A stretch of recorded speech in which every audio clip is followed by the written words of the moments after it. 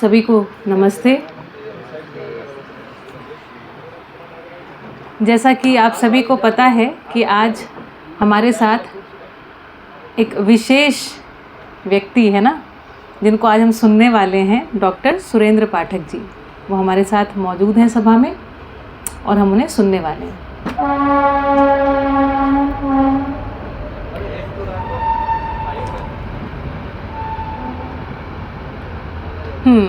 बढ़िया।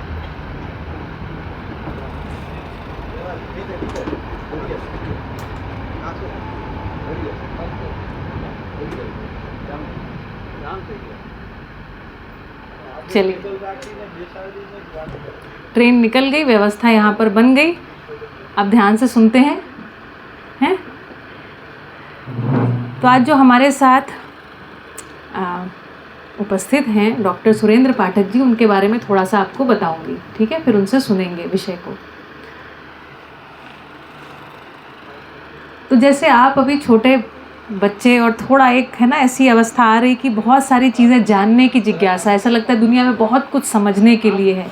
तो वैसे ही वे भी बचपन से ही जिज्ञासु रहे। जिज्ञासु होने के फलस्वरूप अब जिज्ञासा को कहाँ पूरा किया जाए, तो भारतीय दर्शन परंपराओं को समझना शुरू किए। आपकी जैसी अवस्था से जब 11th-12th में रहे होंगे तभी से ही है ना, श्रीमद् भागवत से लेकर के अनेक वेद दर्शन शास्त्र आदि को पढ़ना शुरू किए।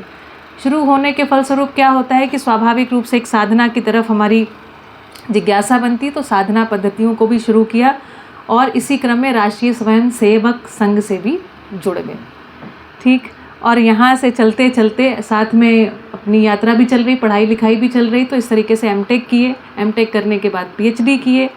पीएचडी करने के बाद न्यूज़पेपर में एडिटर रहे, है ना। स्वदेश नाम से एक न्यूज़पेपर मध्य प्रदेश में आता रहा, जहाँ पर वो संपादकीय सलाहकार रहे। राजमाता सिंधिया, अटल बिहारी वाजपेयी आदि ऐसे कुछ नाम आपने शायद सुने होंगे, है ना। इन पर उन्होंने 600 पन्नों से अधिक का मतलब वस्तु लिखी। ठीक है। उसके बाद यात्रा इसी तरीके से आगे बढ़ती रही और न्यूज़पेपर में एडिटर होने के साथ यात्रा आगे बढ़ी as a professor, as a teacher, as a professor, है ना।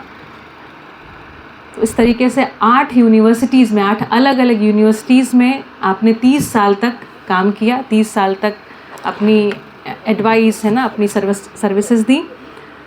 और इसी क्रम में सन 1998 में उनकी, है ना, उनकी मुलाकात श्री ए नागराज जी से, जिनके नाम पर आपके इंस्टीट्यूट का नाम है, उनसे मुलाकात हुई और इस तरीके से परिचय हुआ मध्यस्थ दर्शन सहअस्तित्ववाद से।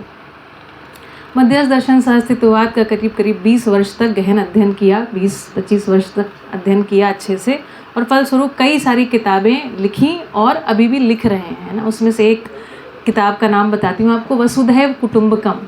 इस किताब को इंडिया, यूएन, कोरिया आदि में, है ना, इंडिया में मल्टीपल मिनिस्टर्स जैसे नितिन गडकरी आदि बहुत सारे मिनिस्टर्स ने इसका विमोचन किया, और कोरिया में वान की मून नाम से व्यक्ति हैं, उन्होंने इसका विमोचन किया। आप जो हैं अंतर्राष्ट्रीय सहयोग परिषद दिल्ली में और कई सारी अन्य इंटरनेशनल ऑर्गेनाइजेशंस में एम्बेसडर्स हैं। For example global peace foundation, global harmony association, international association of educators for world peace के एम्बेसडर हैं।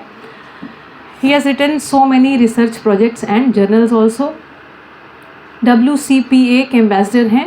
WCPA का मतलब है world constitution and parliament association के एम्बेसडर हैं, है ना। इसी तरह से अन्य बहुत सा, इतना इंट्रोडक्शन एक्चुअली देने के लिए है कि मैं चाहती हूँ बहुत समय ना लें, थोड़ा सा और बताती हूँ। US की एक यूनिवर्सिटी है, नाम है डीप यूनिवर्सिटी, वहाँ पर भी आप बोर्ड मेंबर की तरह कार्यरत हैं और इस समय मध्यस्थ दर्शन सहअस्तित्ववाद को समझाने के आशय से उसका प्रस्ताव आपके सामने रखने के लिए यहाँ पर है। साथ में मुख्य बिंदु जो आज है चर्चा का, वो है शिक्षा और व्यवस्था, है ना। शिक्षा से व्यवस्था किस तरह से बनती है, शिक्षा से मानसिकताएं कैसे खड़ी होती हैं, है ना, और व्यवस्था परिवर्तन किस तरीके से होता है, आज इस पर हम उनसे सुनेंगे। तो हम सभी स्वागत करते हैं जोरदार तालियों के साथ। धन्यवाद। ठीक है, शुरू कर सकते। हेलो,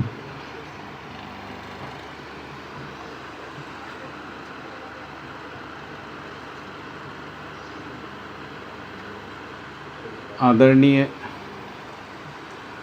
मनोज सोलंकी जी,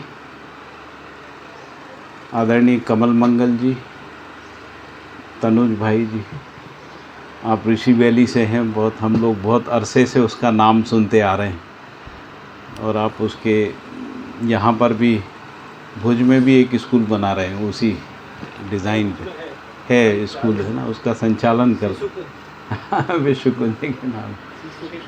आप सब लोग सब बहुत बड़े बड़े। हेलो हेलो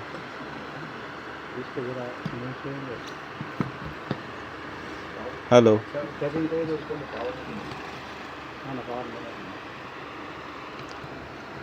जनक भाई हमारे और बाकी जो उपस्थित सब अध्यापक, आप भी प्राचार्य हैं स्कूल के, है ना? मुझे आपका नाम तो याद नहीं। मुक्तिबेन है ना, मुक्तिबेन। और ए नागराज के नाम से जो कौशल विकास केंद्र है उसके हमारे कोऑर्डिनेटर। और सब बच्चे कहाँ से आए हैं? उधर से आए हैं ना? हाँ, लोक भारती सनोसरा से।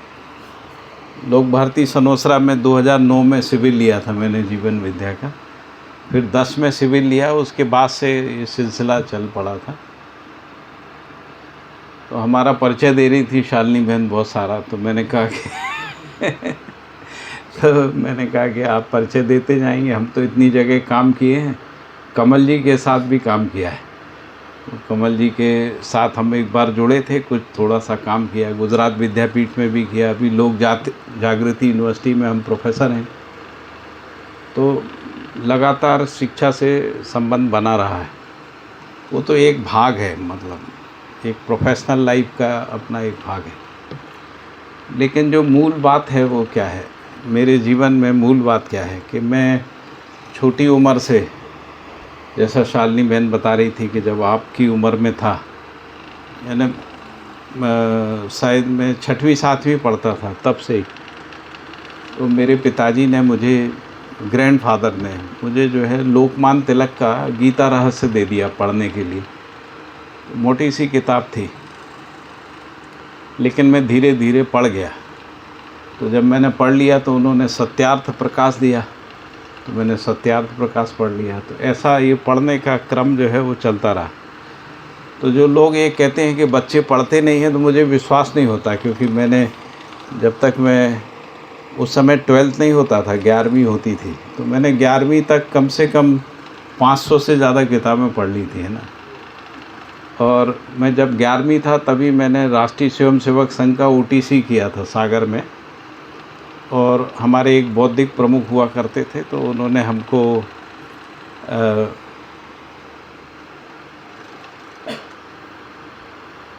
संघ की बहुत सारी किताबों से हमको परिचय कराया, जिसमें गुरु जी का संचयन था, वो पूरा मैंने पढ़ा।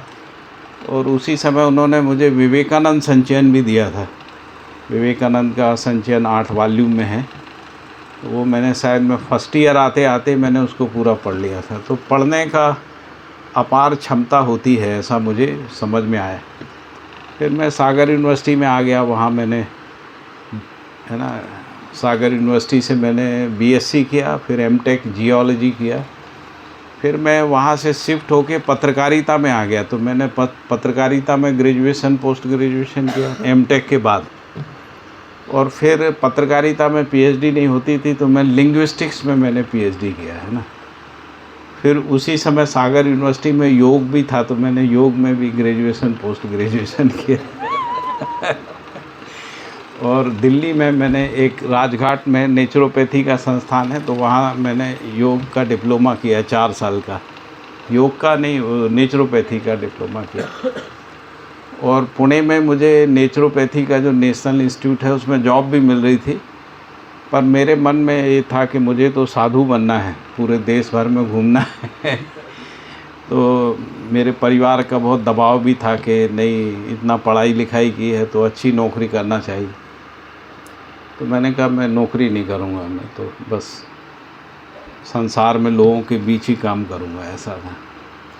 तो मेरे पिताजी जो है वो डिप्टी कलेक्टर थे, और रिटायरमेंट के 4 साल जो है वो मध्य प्रदेश में डीएम भी रहे, डिस्ट्रिक्ट मजिस्ट्रेट के रूप में रहे। तो उनका बहुत दबाव रहता था मेरे ऊपर कि नौकरी करो, क्योंकि वो नौकरी रहे एक शान की नौकरी होती है डीएम की, डिप्टी कलेक्टर्स का, है ना। लेकिन मुझे ऐसा लगता था कि मेरे पिताजी ने ज़िंदगी का कोई मज़ा ही नहीं देखा है ना, क्योंकि इतना दबाव उनके ऊपर रहता था मिनिस्टर्स के आने का, चीफ मिनिस्टर के आने का, या विधायकों का, सांसदों का, है ना, दबाव में। और भी कई प्रकार के दबाव रहते हैं प्रशासनिक अधिकारियों को। ठसक ज़रूर रहती है, लेकिन वो ठसक वहाँ जाके बिल्कुल कमज़ोर पड़ जाती है। तो मुझे लगा मैं कभी भी इनके जैसा तो नहीं बनूँगा, अपने पिताजी जैसा नहीं। वहीं से मुझे नौकरी के प्रति वितृष्णा हो गई कि मैं नौकरी नहीं करूँगा तो कैसे करेंगे, रोज़गार कैसे चलेगा। तो मैंने पत्रकारिता का रास्ता चुना, है ना। तो फिर मैंने एक अखबार निकाला, फिर दूसरा अखबार निकाला, फिर पंडित श्यामाचरण शुक्ला मध्य प्रदेश के मुख्यमंत्री होते थे, उनके अखबार में चला गया, 1 साल वहाँ काम किया। फिर वहाँ से वापस आ गया, क्योंकि 1 साल के बाद मुझे कुछ मज़ा नहीं आया। वो छोटा अखबार था, रायपुर में था। तो मैं वहाँ से फिर सागर आ गया। सागर में आके फिर मैंने जर्नलिज़्म पढ़ाना शुरू कर दिया। तो एक वाइस चांसलर थे, मेरे मित्र थे, तो उन्होंने कहा कि तुम तो बस आ जाओ पढ़ाने के लिए। तो उन्होंने हमको एड हॉक अपॉइंटमेंट कर दिया, है ना। फिर मैं चित्रकूट चला गया। नानाजी देशमुख जो है, उन्होंने एक यूनिवर्सिटी खोली थी, तो नाना जी की यूनिवर्सिटी में हम गए, तो हमारी नियुक्ति हो गई। तो हमने पत्रकारिता का विभाग बनाया। 2 साल रहने के बाद हमको लगा कि ये यहाँ पे तो बेकार है, लाइफ ही बेकार है, पत्रकारिता पढ़ा के मेन स्ट्रीम का जर्नलिज्म में जाना चाहिए। तो मैं वहाँ से फ्री प्रेस आ गया। एक इंदौर में फ्री प्रेस करके अखबार है, तो उसमें मैं न्यूज़ एडिटर हो गया। तो संयोग से हम जहाँ भी गए वहाँ नौकरी हमको वैसे ही दे दी, खड़े खड़े दे दी। आप जाना मत, आपको अपॉइंट कर लिया हमने, ऐसा हुआ। तो ये फिर पत्रकारिता करते करते करते हम रायपुर में फ्री प्रेस के डायरेक्टर हो गए। अखबार अंग्रेजी का एक अखबार था, उसके हम डायरेक्टर हो गए। फिर किसी कारण से अखबार बंद हो गया। अभी जो बनवारी लाल पुरोहित हैं, जो पंजाब और तमिलनाडु के गवर्नर भी रहे, ये हितवाद के मालिक हैं बेसिकली। तो उन्होंने हमको समझाया कि आप फ्री प्रेस मत निकालो, इसमें कोई फ़ायदा नहीं होगा, क्योंकि वो अंग्रेजी का अखबार नागपुर से निकालते थे। तो हम लोगों ने अखबार को बाइंड अप कर दिया। उसी समय श्रद्धेय नागराज जी के साथ मुलाकात हुई, है ना, जब अखबार हमारा बंद हुआ। और नाम के लिए मैं स्वदेश का एडिटोरियल एडवाइज़र हो गया। स्वदेश एक आरएसएस का अखबार है। राजमाता सिंधिया जो है उसका संरक्षण था, उनको ग्वालियर स्वदेश से शुरू हुआ था और उसके 8 संस्करण निकलते हैं। तो मैं रायपुर, बिलासपुर और भोपाल का मैं एडिटोरियल एडवाइज़र था। तो ज़िंदगी बहुत सारी चलती रही ऐसे। तो शालिनी कह रही थी कि मनोज भाई ने कहा है कि बहुत विस्तार से परिचय देना है। तो मैंने कहा मेरी तो यात्रा इतनी है कि 3 घंटे इसी में निकल जाए अगर ये परिचय दे हमने कहाँ कहाँ क्या क्या किया। तो लोग ऐसा मानते थे कि मतलब कई लोग, इसीलिए मुझे बहुत सारा एक्सपोजर है दुनिया भर का, है ना। संस्थाओं में रहे, दुनिया भर की संस्थाओं में अभी भी हम जुड़े हुए। मुझे लगता है कम से कम 30-40 इंटरनेशनल ऑर्गेनाइजेशन में मेरा नाम है। आप गूगल सर्च करेंगे तो सब मिल जाएगा आपको, है ना। जितना आपको मिलेगा उससे ज़्यादा ही किया है, ऐसा आप मानिए। तो हमारा प्रोफाइल देखें, हम तो रोज़ ही कॉन्फ्रेंस अटेंड करते हैं। दिल्ली में शायद हर दूसरे दिन हम किसी एक इंटरनेशनल, ग्लोबल, है ना, या नेशनल कॉन्फ्रेंस में रहते हैं, है ना। तो एक सिलसिला जो है ये समाज को समझने का चलता रहा। लेकिन मेरे जीवन में जो टर्निंग पॉइंट आया वो आया श्रद्धेय नागराज जी के साथ मिलने के बाद, है ना। उससे पहले तक हम अपने को यही मानते थे कि हम विद्वान हैं, वेदांत के, भाषा के विद्वान हैं। और हमने एमटेक भी किया था, तो साइंस को भी हम समझते थे, ऐसा हम मानते थे। और लोग हमको उस समय भी बुलाते थे लेक्चर करने के लिए, भाषण करने के लिए। लेकिन मुझे नागराज जी से मिलने के बाद पता लगा कि मुझे कुछ भी दर्शन समझा नहीं है, है ना। हमने रट लिया है ना। जैसे जब हम तंत्र को पढ़ रहे थे तो तंत्र का अभ्यास करते करते हमको सब याद हो गया। है ना। तो मूलाधार स्वाधिष्ठान है ना से लेके सहस्त्रार्थ तक, फिर उनके चक्र याद हो गए, उनके ऊर्ध्वलोक अधोलोक याद हो गए, उनके बीज मंत्र याद हो गए। फिर बीज मंत्रों का अभ्यास करते रहे हम बहुत सारा। उसमें कुछ घटनाएं भी घटती थी, लेकिन जिसको हम आध्यात्म कहते हैं वो समझ में नहीं आया। ना आत्मा समझ में आई, ना ब्रह्म समझ में आया, है ना मानव जीवन समझ में आया। तो वेदांत और तंत्र इस सब के हम विद्वान माने जाते थे, लेकिन मुझे पता था कि मुझे कुछ समझा नहीं है ऐसा। और बहुत छोटी उम्र में, क्योंकि बहुत सारा ये सब करते थे, तो बहुत सम्मान भी बहुत था। आपको शायद विश्वास ना हो, लेकिन हमारे ज़िले के जो मेंबर ऑफ पार्लियामेंट थे वो लेट के पैर पड़ते थे मेरे उस समय, मतलब साष्टांग लेट के पैर पड़ा करते थे। और जब तक हम हाथ नहीं रख दें सिर पे, तब तक वो उठते नहीं थे। और उसके बाद हमको, उनके पास एक इम्पाला कार थी, तो हमको पूरे शहर में घुमाते थे, दक्षिणा देते थे, अपने घर में भोजन कराते थे। तो एक ऐसी छवि जो है वो थी। लेकिन मुझे पता था कि मुझे कुछ समझा नहीं है अध्यात्म। एक ग्लैमर ने हमको प्रभावित नहीं किया। तो नागराज जी के पास जाने के बाद मुझे समझ में आया कि मैं कुछ नहीं समझता हूँ। किताबों को पढ़ लेना एक अलग बात है ना। ज़िंदगी को समझ लेना एक दूसरी बात है ना। अस्तित्व के बारे में पढ़ लेना, जैसे हम जियोलॉजिस्ट थे तो हमको तो पृथ्वी कैसे बनी से लेके पहाड़ कैसे बने, है ना, ये सब पढ़ते ही हैं जियोलॉजी में, है ना। लेकिन ये अस्तित्व थोड़ी समझ में आया था। तो श्रद्धेय नागराज जी के से मिलने के बाद मुझे अस्तित्व समझ में आया। आपको आश्चर्य होगा कि मैं पत्रकारिता पढ़ाता था माखनलाल चतुर्वेदी राष्ट्रीय पत्रकारिता विश्वविद्यालय भोपाल में 7 साल मैंने पढ़ा है। मास कम्युनिकेशन जर्नलिज्म पढ़ा है। एक दिन बाबा जी ने मुझसे पूछा कि बेटा ये कम्युनिकेशन क्या होता है। तो मैंने कहा मेरी बात आप तक पहुंच जाए तो कम्युनिकेशन है, नहीं पहुंचे तो कम्युनिकेशन नहीं है। तो कहने लगे कि जैसे तुमने कुछ गलत बोला और मेरे तक गलत पहुंच गया तो ये कम्युनिकेशन है क्या।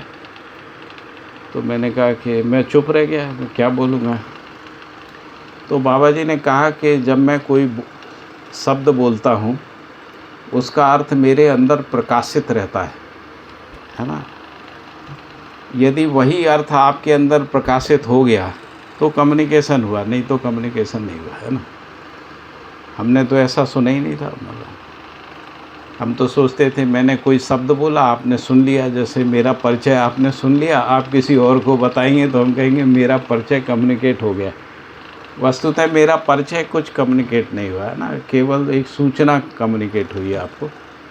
लेकिन वो भी सूचना में जो निहित अर्थ है वो नहीं आपको पता है। वो निहित अर्थ क्या है, क्योंकि वो तो मैंने ही भोगा है।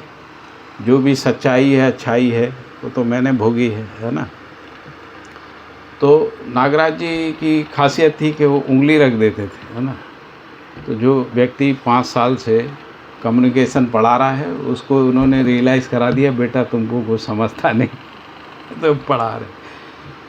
यही स्थिति मैंने देखा कि जो भी हम जिनके भी संपर्क में आए उनको किसी को कुछ समझता नहीं है ना। जैसे हम लोग जो भाषा बोलते हैं, हम परसेप्शन की भाषा बोलते हैं, हमको किसी को अर्थ नहीं समझता है ना। ना हमको शिक्षा का अर्थ समझता है। यहाँ तक कि हम किसी को कहते हैं कि ये हॉरिजेंटल लाइन और ये वर्टिकल लाइन है, तो इसको हॉरिजेंटल क्यों कहते हैं, इसको वर्टिकल क्यों कहते हैं, ये भी समझ में नहीं आता, है ना। गुरुत्वाकर्षण भी हमको समझ में नहीं आता। लोग रट लेते हैं, रट के रिपीट करते रहते हैं ना। वस्तुतः अर्थ अस्तित्व में वस्तु के रूप में रहता है। यदि हम उसको समझ पाते हैं तो अर्थ का बोध होता है, नहीं तो अर्थ का बोध नहीं होता है। इसी प्रकार से हम लोग ग्रंथों को पढ़ते रहे, बहुत सारे ग्रंथों को याद भी कर लेते हैं, उसको रिपीट भी करते हैं, लेकिन अर्थ में हम शून्य रहते हैं, है ना। उसी को आप ये कह सकते हैं पोंगा पंडित होते हैं। पोंगा पंडित है या जो केवल रिपीट करता रहता है लेकिन अर्थ को समझता नहीं, है ना। तो वो स्थिति ज़्यादातर मैंने जो विद्वान कहलाने वाले जो लोग हैं उनके बीच में यही देखी कि उनको अर्थ समझता नहीं है। तो श्रद्धेय नागराज जी के साथ रहने के बाद हमको अर्थबोध होना शुरू हुआ, है ना। तो उन्होंने कहा कि अस्तित्व सह अस्तित्व है, तो हमको पहले थोड़ी समझता था, लेकिन बाद में धीरे धीरे इसको अस्तित्व सह अस्तित्व है इस एक लाइन को समझने में मुझे कम से कम 10 साल लगा, है ना। 10 साल के बाद आज मैं उस स्थिति में हूँ कि मैं समझा पाता हूँ कि उस सह अस्तित्व को आप पूरे ग्रह गोल नक्षत्र के सह अस्तित्व के रूप में कैसे देख सकते हैं कि व्यापक में अनंत। अभी जब कमल जी आ रहे थे तो आप इसी को समझाते हुए आ रहे थे, है ना, आपको कि कैसा सह अस्तित्व है। तो जितनी ग्रह गोल नक्षत्र तारामंडल जो है ना, इसको हम लोग कह रहे हैं ये क्रियाशील प्रकृति है। तो ये जो क्रियाशील प्रकृति है एक क्रिया शून्य अस्तित्व में है ना, जिसको हम लोग स्पेस कहते हैं, जिसको व्यापक वस्तु कहते हैं। उसी को यदि हम तात्विक भाषा में कहें तो उसी को ब्रह्म कह रहे हैं ना। तो ब्रह्म वस्तु में क्रियाशील वस्तु जो है उससे ओतप्रोत है। ब्रह्म वस्तु जो है क्रियाशील प्रकृति से पारगामी है, परस्परता में पारदर्शी है, ऐसा समझ में आता है। तो ये जो हर इकाई के अंदर से ब्रह्म की व्याप्ति है, इसको समझना ही सह अस्तित्व को समझना है। उसको समझने के बाद ये समझ में आता है कि अस्तित्व सह अस्तित्व रूप में नित्य संबंध है ब्रह्म के साथ प्रकृति का। और प्रकृति में भी जड़ और चैतन्य 2 प्रकार की प्रकृति है ना। जैसे हम शरीर को कहते हैं कि शरीर जड़ है, जैसे पत्थर को कहते हैं ये जड़ है ना। और चैतन्य प्रकृति में हम अपने को देखते हैं, जिसमें आशा है, विचार है, इच्छा है ना, उसको हम कहते हैं वो चैतन्य प्रकृति है। तो जड़ और चैतन्य दोनों प्रकृति में से ब्रह्म की पारगामिता है। इसको हम जब समझते हैं तो हम कहते हैं हम सह अस्तित्व को देख पाते हैं। जड़ प्रकृति में, चैतन्य प्रकृति में हम सह अस्तित्व को देख पाते हैं, समझ पाते हैं, है ना। इसके बाद जो जगत जिसको कह रहे हैं, तो जगत में क्या है, तो हवा, पानी, नदी, पहाड़ पदार्थावस्था है। फिर पेड़ पौधे हैं, है ना, जंगल है, विभिन्न प्रकार के पेड़ पौधे हैं, लाखों प्रजातियों के पेड़ पौधे, है ना, ये सब हैं। फिर जीव जानवर हैं, और इसके बाद जो है मानव है। इसको जब समझने जाते हैं तो पता लगता है कि पहले जब पेड़ पौधे नहीं थे तो केवल नदी पहाड़ थे, है ना। और नदी पहाड़ से भी पहले जब नदी नहीं थी तब केवल पत्थर था, है ना, जिसको हम लोग कह रहे हैं मटेरियल ऑर्डर था, मटेरियल था। किसी तरीके से पानी आ गया, इस धरती में पानी आ गया। पानी आने से जो पदार्थावस्था थी उसमें विकास हुआ, और उसमें विकास होने से प्राणावस्था जो है वो प्रकट हुई। फिर प्राणावस्था में गुणात्मक विकास से जीव जंतु बने। तो ऐसा अध्ययन बताता है कि पहले स्वेदज संसार आया। स्वेदज संसार को आप अमीबा या केंचुआ इस तरीके से समझ सकते हैं ना, इल्लियाँ जो होती हैं उस तरीके से स्वेदज संसार को समझ सकते हैं। फिर स्वेदज संसार में विकास होने से अंडज संसार आया। अंडे से जीव निकलता है ना। हम लोग देखते हैं मुर्गी के अंडे से मुर्गी निकलती है ना। बहुत सारे पक्षियों के आपने देखे होंगे, उनके अंडे होते हैं, उसमें से पक्षी पूरा शरीर पक्षी का ऐसा निकलता है ना। फिर जीव शरीरों में ही पिंडस से पिंड, मतलब गाय से गाय पैदा होती है, घोड़े से घोड़ा, है ना। तो इस प्रकार से हम लोगों ने पिंडस भी देखे। तो स्वेदज, अंडज, पिंडज, इस तरीके से हम इसको देखते हैं जीव संसार में विकास को। और इसके बाद मानव आया, जिसको हम लोग अपने को हम मानते हैं कि हम मानव हैं, और हम जीवों से थोड़ा भिन्न हैं, है ना। जीवों से क्या भिन्न है, हमारे अंदर कल्पनाशीलता है, कर्म स्वतंत्रता है ना। जीवों में कल्पनाशीलता सीमित है, कर्म स्वतंत्रता भी सीमित है ना। हमारे पास कल्पनाशीलता, कर्म स्वतंत्रता अनंत है, और इसके कारण से मानव में भाषा है, संस्कृति है, सभ्यता है, शिक्षा है, व्यवस्था है ना। संस्कृति, सभ्यता, विधि, व्यवस्थाएं हैं, बहुत सारा साहित्य रचना है, काव्य रचना है, और कम्युनिकेशन है, टेक्नोलॉजी है। ये सारी टेक्नोलॉजी जो है मानव के पास है, जीवों के पास नहीं है ना। हमारे पास उत्पादन है, खेती है, हम खेती कर सकते हैं, कोई जीव जानवर खेती नहीं करता है ना।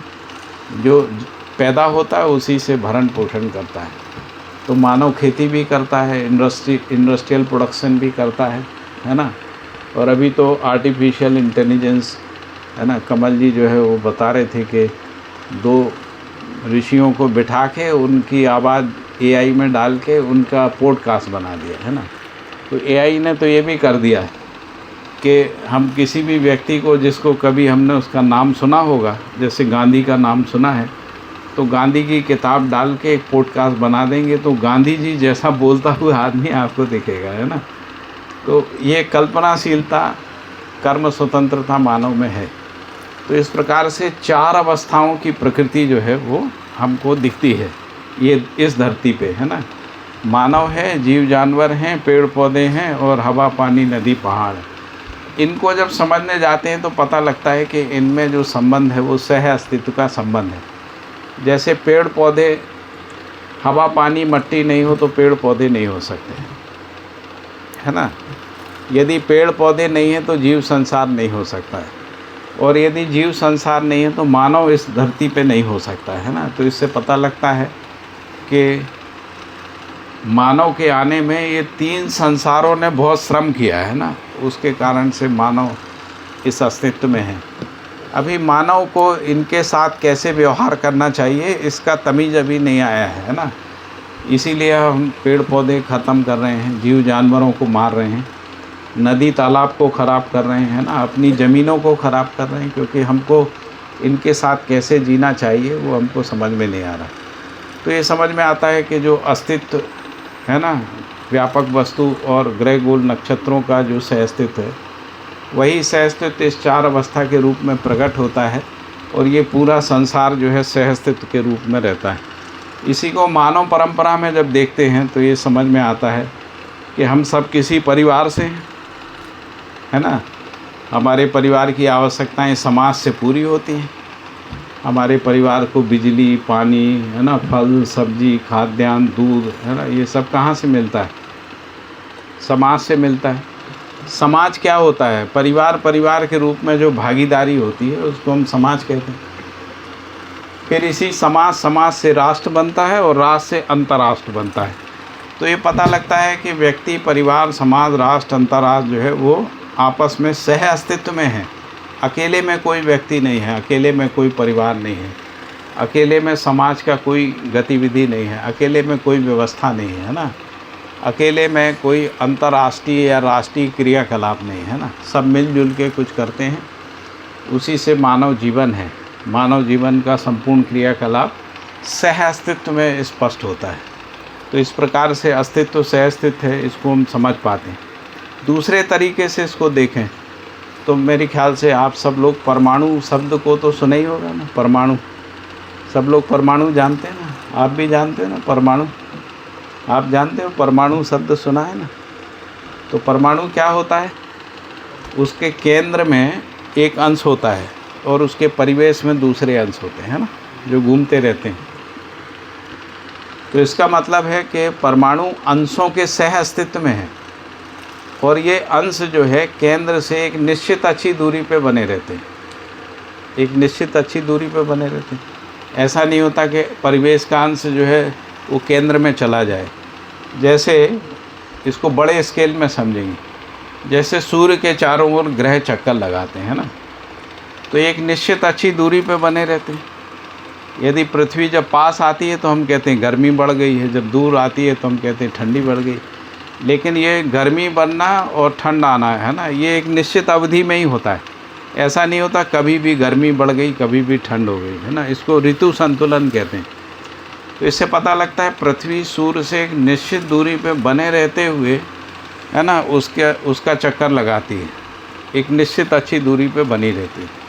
यदि वो सूर्य के पास चली जाए तो धरती में जीवन ख़त्म हो जाएगा, और यदि धरती सूर्य से दूर चली जाए तो धरती जो है ठंडी हो जाएगी, बर्फ़ बन जाएगा, है ना। यहाँ पर इतना ठंडा हो जाएगा कि आदमी नहीं रह सकता, जीव जानवर नहीं रह सकता। तो पृथ्वी और सूर्य के सह अस्तित्व में इस पृथ्वी पे आचरण है, पृथ्वी का जो आचरण है, जैसे ऋतु संतुलन है।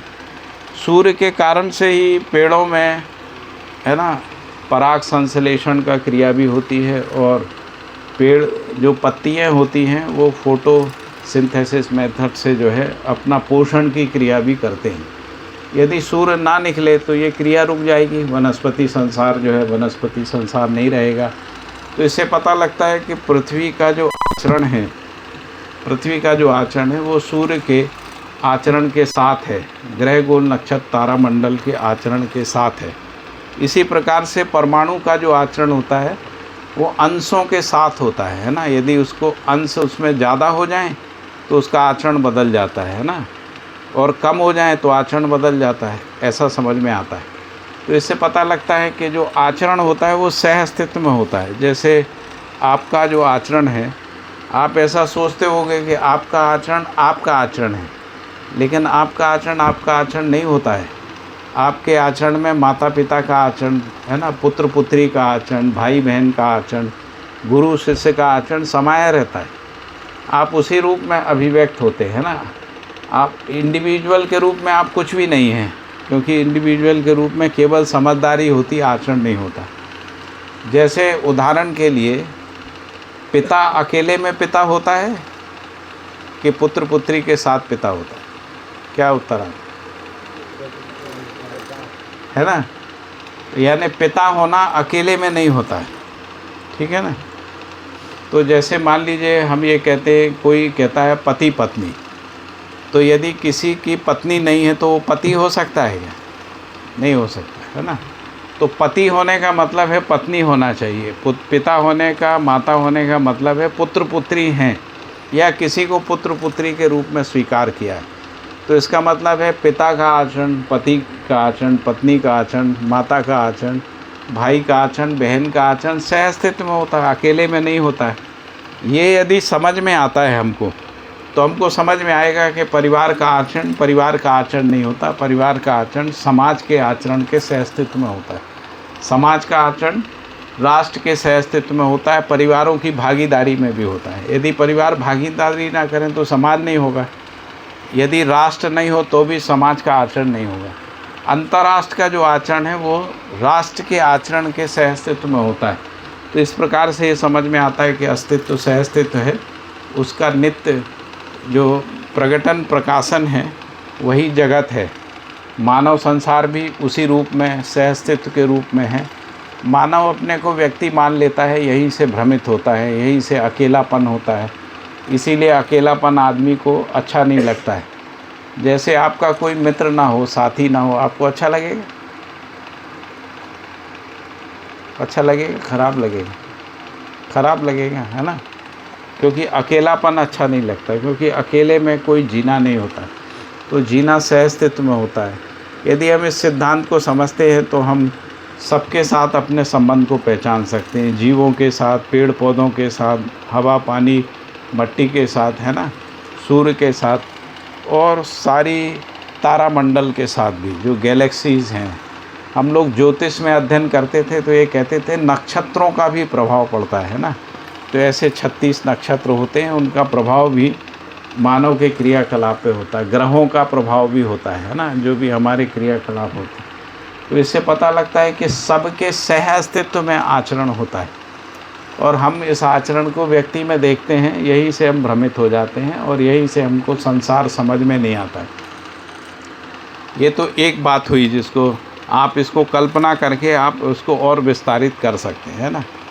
दूसरी बात है, मानव जाति करती क्या है, पूरी मानव जाति में क्या क्रियाकलाप होता है। जैसे आप अभी बच्चे हो, है ना, कोई टीचर है, कोई वैज्ञानिक है, कोई पत्रकार है, कोई प्रशासनिक अधिकारी है, ये सब मिल के क्या करते हैं, क्या क्रियाकलाप करते हैं, किस लिए करते हैं।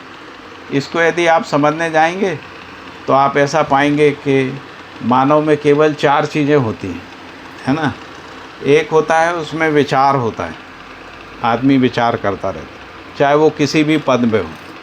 छोटा बच्चा भी विचार करता है, बड़ा बच्चा भी करता है, अधिकारी भी विचार करता है। तो एक विचार जो है आपके अंदर निरंतर बना रहता है। दूसरा क्या होता है कि व्यवहार होता है।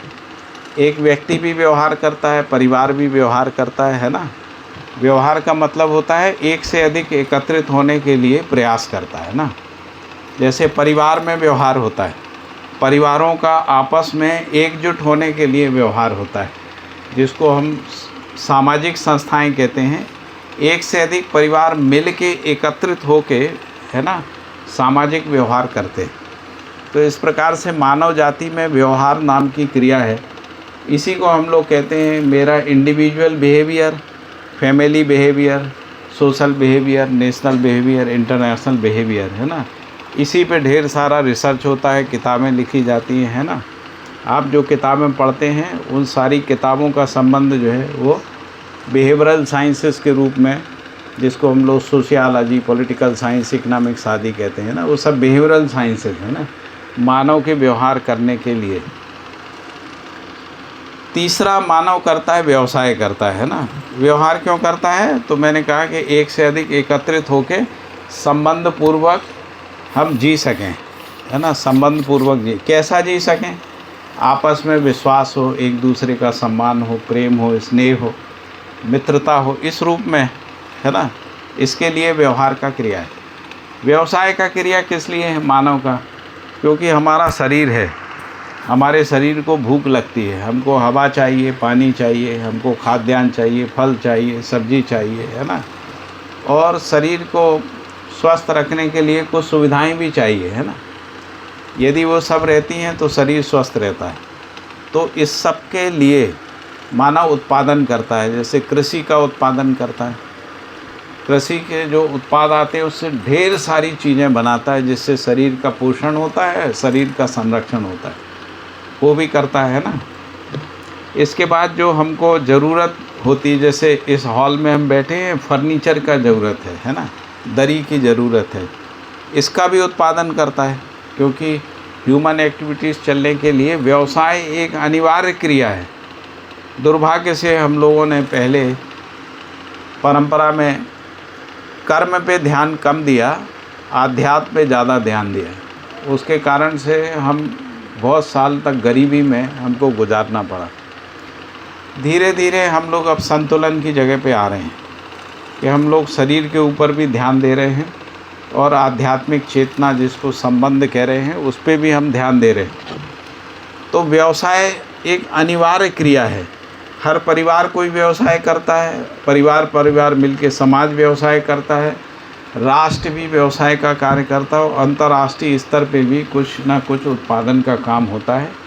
उसी से मानव जाति की सभी आवश्यकताएं पूरी होती हैं। तो इससे समझ में आता है कि जो तीसरा क्रियाकलाप है उसको हम लोग कह रहे हैं वो व्यवसाय है। चौथा क्रियाकलाप है जिसको हम कहते हैं मानव में अनुभव नाम की एक चीज़ होती है। अनुभव होता है तो आप जो भी कुछ सीखा है उसको दूसरे को सिखा सकते हैं। अनुभव होता है तो जो आपने समझा है वो दूसरे को समझा सकते हैं। यदि आपने कुछ चीज़ समझी है, आप दूसरे को समझा नहीं सकते हैं, तो आप समझे हैं ये सिद्ध नहीं होता है ना। यदि आप कुछ सीखे हुए हैं, आप दूसरे को सिखा नहीं सकते हैं, आप सीखे हैं, ये सिद्ध नहीं होता, प्रमाणित नहीं होता, है ना। इसी प्रकार से आप कोई कार्य करते हैं, जैसे खेती करते हैं, लेकिन यदि खेती करना सिखा नहीं पाते हैं तो आप खेती करना जानते हैं, ये सिद्ध नहीं होता, है ना। और यदि आप समझाने का, सिखाने का और कराने का कार्य यदि आपको नहीं आता है तो आप लोक व्यापीकरण नहीं कर सकते, है ना। जो भी आपकी समझ है, जो आपने व्यवहार में सीखा है, जो कार्य में सीखा है, तो जो बौद्धिक रूप से हम समझने समझाने का काम करते हैं, व्यवहार में सीखने सिखाने का काम करते हैं, है ना। और जिसको व्यवसाय कहते हैं उसमें करने कराने का काम कहते हैं, है ना। एजुकेशन में इसी को अधिगम कहते हैं, है ना। अधिगम का मतलब है सीखना सिखाना, समझाना, समझना समझाना और करना कराना, ये तीनों चीज़ें होती हैं। विगत में हमारी जो शिक्षा रही अंग्रेज़ों के प्रभाव के कारण से, तो हम समझने समझाने पे हमने बहुत जोर दिया, सीखना सिखाना छूट गया, यानी व्यवहार का शिक्षा छूट गई। और व्यवसाय का शिक्षा जो है कुछ सीमित जगह पे रही, जैसे हम लोग इंजीनियरिंग, पॉलीटेक्निक या IITs बोलते थे। अभी वोकेशनल एजुकेशन के रूप में व्यवसाय का शिक्षा थोड़ी सी बढ़ रही है ना, लेकिन पहले सीमित थी। तो करने कराने का जो काम है वो व्यवसाय शिक्षा में होता है। तो व्यवसाय में करना कराना, व्यवहार में सीखना सिखाना और विचार में समझना समझाना, ये 3 आयाम हैं। चौथा आयाम जिसको मैंने कहा अनुभव है। अनुभव का मतलब है कि यदि हमको विचार में समाधान प्राप्त है, व्यवहार में हम न्याय के साथ जीते हैं, यदि हम नियमपूर्ण उत्पादन कर पाते हैं, तब हम कहते हैं हम अनुभवी हैं। यानी अनुभव क्या चीज़ है? तो अनुभव का मतलब है नियम की समझ, न्याय की समझ, है ना, धर्म की समझ यानी व्यवस्था की समझ, और सत्य की समझ, सह अस्तित्व की समझ, नियति की समझ। यदि इसकी समझ है तो हम कहते हैं हम अनुभव है। और इस अनुभव को यदि हम समझा पाते हैं तो ही अनुभव है। यदि आप समझा नहीं पाते हैं तो आपने मान लिया है कि ये नियम है, ये न्याय है, ये धर्म है, ये सत्य है, ऐसा मान लिया है, लेकिन आप नियम, न्याय, धर्म, सत्य को नहीं समझ पाते। मैं आपको एक छोटा सा उदाहरण दे सकता हूँ कि जब मैं किसी लॉ के इंस्टीट्यूट में जाता हूँ और जब मैं वहाँ पूछता हूँ कि आप लोग न्याय को समझते हो, एक भी बच्चा जो है न्याय को नहीं समझा पाता है ना। जितने लोग खड़े होते हैं उतने अर्थ होते हैं न्याय के।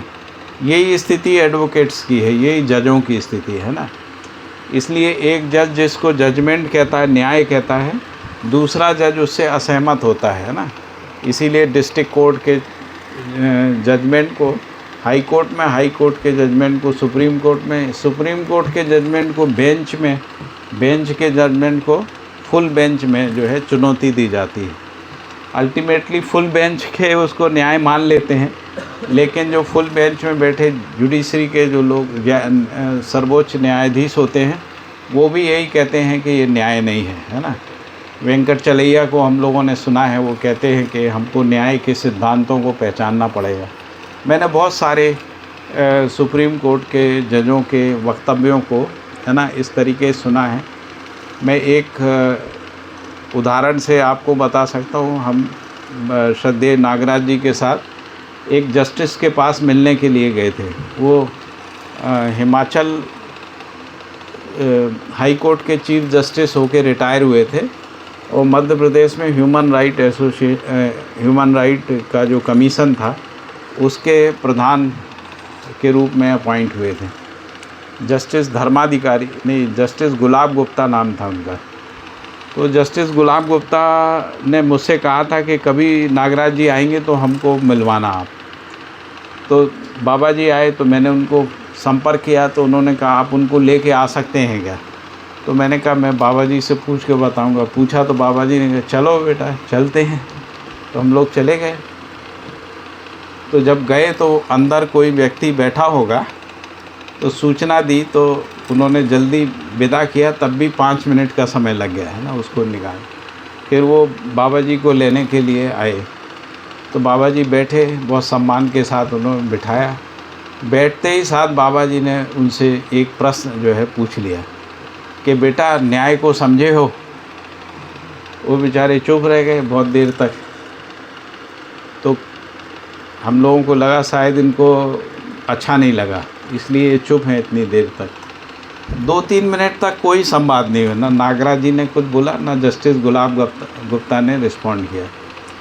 बाद में गुलाब गुप्ता जी ने कहा मैं न्याय को नहीं समझाऊँ, महाराज जी मैं न्याय को नहीं समझाऊँ। तुरंत बाबा जी ने दूसरा दाग दिया, तुमने फिर न्यायमूर्ति क्यों लिख रखा है। मतलब उनके दरवाजे पे लिखा था न्यायमूर्ति गुलाब गुप्ता, है ना। तो कह रहे तुमने जब न्याय को समझा नहीं है तो तुमने न्यायमूर्ति क्यों लिखा है। फिर वो चुप रह गए, अब क्या जवाब देंगे। तो फिर उन्होंने कहा कि मैं महाराज जी मैं जब तक हाई कोर्ट में था तो मैं न्याय को नहीं समझता था, अन्याय को समझता था, ऐसा मैं मानता था। ये क्या कहा उन्होंने, मैं मानता था कि मैं अन्याय को समझता हूँ, न्याय नहीं समझ में आया, ऐसा उन्होंने कहा। और जो अन्याय को समझता था उसको विटनेस के आधार पे, एविडेंस के आधार पे फैसला कर देता था ये अन्याय है। और जो भी आईपीसी में, जिसको अपन इंडियन पीनल कोड या इंडियन एविडेंस एक्ट आदि में, या उसमें जो दंड का प्रोविज़न है वो दंड का प्रोविज़न उस प्रोसीजर कोड से जो है कर देते थे ऐसा। फिर उन्होंने आगे एक बहुत ही ऐसी बात बोली जो विचलित करने वाली है। उन्होंने कहा, जब मैं ह्यूमन राइट में आया और ह्यूमन राइट का फ़िलासफ़ी समझ में आया तो मुझे समझ में आया कि हम अन्याय को भी नहीं समझते। हम लोगों की स्थिति जुडिशरी की एक लिटमस टेस्ट है। आप इससे अनुमान लगा सकते हैं कि जुडिशरी जो है वो न्याय को भी नहीं समझती, अन्याय को भी नहीं समझती, है ना। क्योंकि हम जिसको अन्याय कह रहे हैं, बेसिकली कोई भूखे आदमी ने चोरी कर ली, हम उसको कहते हैं कि इसने अपराध किया, उसको जेल में डाल देते। जबकि इंडियन कॉन्स्टिट्यूशन कह रहा है कि शिक्षा और भोजन देना जो है सरकार की जवाबदारी है। तो अल्टीमेटली जवाबदार तो सरकार है, व्यक्ति कहाँ से हो गया। आप उसको खाने ही नहीं देंगे, जीने का अवसर नहीं देंगे, है ना, उनको रोज़गार नहीं देंगे, उनके परिवार का वो नहीं चलेगा, और फिर वो कुछ उत्पाद करेंगे तो आप कहेंगे कि ये अपराध है। तो इससे पता लगता है कि अपराध को हम नहीं समझ पाए, है ना, क्योंकि हम जीवन को ही नहीं समझ पाए, हम न्याय को ही नहीं समझ पाए, हम धर्म को नहीं समझ पाए, है ना, हम व्यवस्थाओं को नहीं समझ, हम परिवार व्यवस्थाओं को नहीं समझ पा रहे हैं। इसलिए हम परिवार व्यवस्था में भागीदारी नहीं करते। हम क्या देखते हैं, मेरी लाइफ, मेरा थॉट, मेरी चॉइस, हमारा सर्किल, ऐसा हम देखते। हम ऐसा मानते कि परिवार एक व्यवस्था है और व्यवस्था में जीना ही जीना है। समाज एक व्यवस्था है, समाज में भागीदारी करके ही समाज सुखी हो सकता है। मान लीजिए कि किसी शहर में जो लोग सड़कों को साफ़ करते हैं वो 10 दिन ना आए तो आप सड़कों पे चल पाएंगे, इतनी गंदगी हो जाएगी, है ना। तो छोटे शहर में पता नहीं लगता है, लेकिन जैसे आप कभी दिल्ली आए और एक हफ्ते अगर झाड़ू ना लगे तो नर्क हो जाएगा, आप सांस नहीं ले सकते हैं, इतनी गंदगी और बदबू जो है वो फैल जाएगी। इसका मतलब है कि आप जो जितनी भी प्रदूषण है दिल्ली में, बहुत प्रदूषण है दिल्ली में, दिल्ली को हम लोग नर्क ही बोलते हैं ना, इसके बावजूद भी आप चल पा रहे हैं, सांस ले पा रहे हैं, है ना। उसका मूल कारण है सफाई करने वाले सफाई कर रहे हैं। यदि पानी 3 दिन ना आए तो लोग भाग जाते हैं कॉलोनी छोड़ के, क्योंकि पानी का और कोई स्रोत नहीं है, कहाँ जाओगे। बिजली अगर 3 घंटे चली जाए हड़कंप मच जाता है, लिफ्ट बंद हो गई है, आप अपनी बालकनी में जहाँ भी जिस फ्लोर में वहीं फंसे हुए हैं, कितना आप नीचे उतरेंगे, है ना। बहुत सारी चीज़ें जो है रुक जाती हैं। तो इससे पता लगता है कि जो हम जितना भी जी पा रहे हैं, अभी जितना भी हम व्यवस्थाओं में जी पा रहे हैं, उसमें सैकड़ों लोगों का, लाखों लोगों का योगदान है ना। यदि मान लीजिए आपके पास पैसा है और आपने टैक्सी बुक की, आपको एयरपोर्ट जाना है या स्टेशन जाना है, और टैक्सी नहीं आई, कैंसिल कर दी, आपने दूसरी की, दूसरी कैंसिल कर दी, तो आप जा नहीं सकते। आप कैसे जाओगे, मेट्रो से जाओगे, ऑटो से जाओगे, कैसे भागोगे, पैदल जाओ, पहुंच नहीं सकते, क्योंकि आप उस टाइम मैनेजमेंट में आपको पहुंचना है। इसका मतलब है कोई भागीदारी है, इसलिए आप टाइम से पहुंच पाते हैं ना, आप यात्रा कर पाते हैं, आप सांस ले पाते हैं, आपको घर में सब सामान मिल जाता है, खाद्यान्न मिल जाता है, फल मिल जाता है, सब्जियां मिल जाती है, दूध मिल जाता है ना, आपको बाकी संसाधन भी मिल जाते हैं, इसलिए आप रह पाते हैं। तो यदि हम इसके महत्व को नहीं पहचानते हैं, है ना, सामाजिक व्यवस्था को हम नहीं पहचान पाते हैं, तो हम गैर जिम्मेदार हो जाते हैं। हम कहते हैं हमको क्या मतलब, पैसा होगा तो हम कर लेंगे। कोरोना में सबके पास पैसा था, लेकिन सब कुछ रुक गया था, ना वस्तुएं मिल रही थी, ना कोई सहयोग था, ना कोई सफाई करने वाला आता था, है ना, बहुत सारी अस्त व्यस्त। फिर भी सरकार ने कोशिश करके कुछ कुछ किया था कि बिजली मिलती रहे, पानी मिलता रहे, है ना। यदि मान लीजिए बिजली पानी वाले भी जो है वो जो नल खोलने आते हैं, यदि वो नहीं आते तो क्या होता, पानी नहीं मिलता तो त्राहिमाम कर देता है ना। तो इसका मतलब है समाज का जो सहअस्तित्व है, जो परिवारों के रूप में भागीदारी में रहता है, इसको हमको समझना चाहिए। यदि हम इसको नहीं समझते हैं, हम एक जिम्मेदार नागरिक, जिम्मेदार मानव, जिम्मेदार व्यक्ति या जिम्मेदार परिवार नहीं बन पाएंगे, है ना। तो इसलिए सहअस्तित्व को हमको परिवार में, समाज में, है ना, जैसे आप अपने परिवार में रहते हो, आप परिवार व्यवस्था में भागीदारी नहीं करोगे तो आपके माता पिता परेशान होंगे, चिल्लाएंगे, चीखेंगे, डांटेंगे, मारेंगे, कुछ तो करेंगे अगर परिवार में डिसऑर्डर होगा, है ना। यदि हम थोड़ा थोड़ा भी भागीदारी करते हैं तो माता पिता खुश रहते हैं, प्रसन्न रहते हैं, भाई भाई एक दूसरे का सहयोग करते हैं, तो उनमें उत्सव रहता है। है ना, एक दूसरे के सहयोग के कारण से विश्वास बनता है। तो उसी विश्वास में हमारा परिवार सुखी परिवार होता है। यदि हम ये नहीं करते हैं, हम कितना भी पैसा कमा लें, है ना। मैं एक उदयपुर में एक व्यक्ति के पास गया, उनका माइनिंग का बड़ा बिजनेस है, बड़ा सा घर है उनका।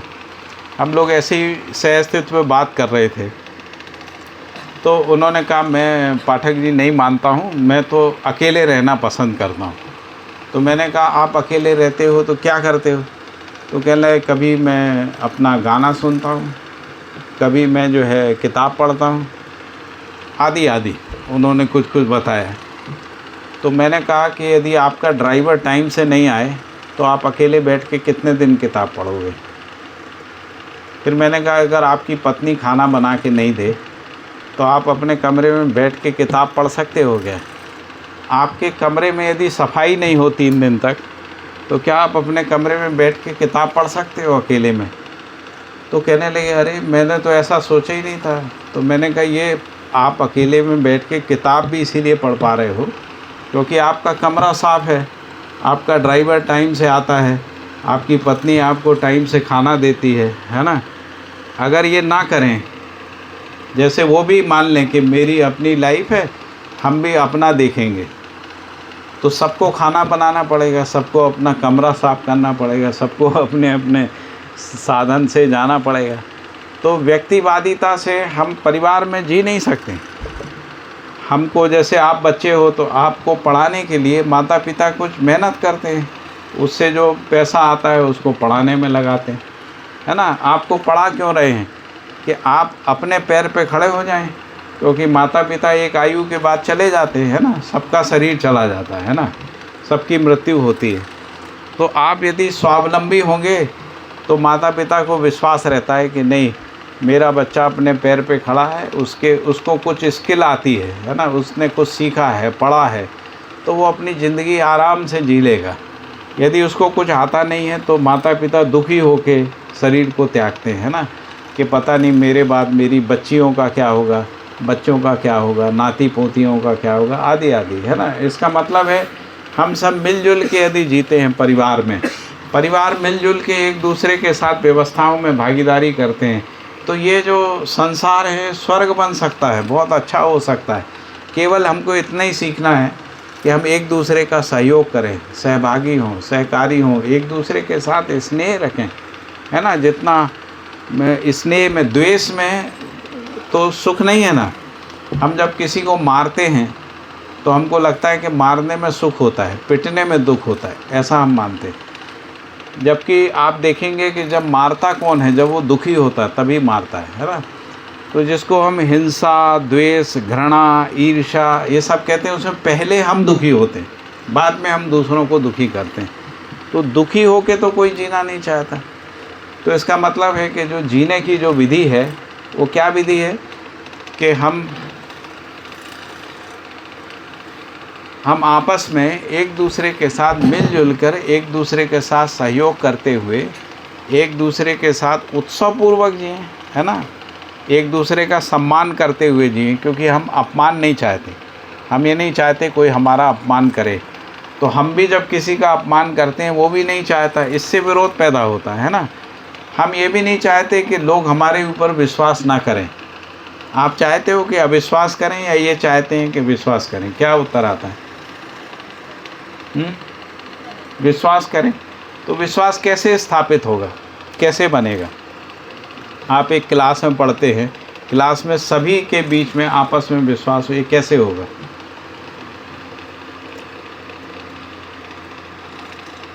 क्या आता है?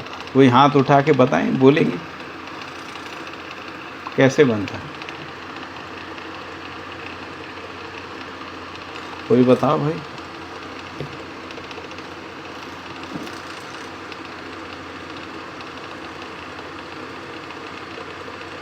नहीं आ रहा समझ? आपको आ रहा है? आप नहीं आ रहा? कैसे विश्वास होगा?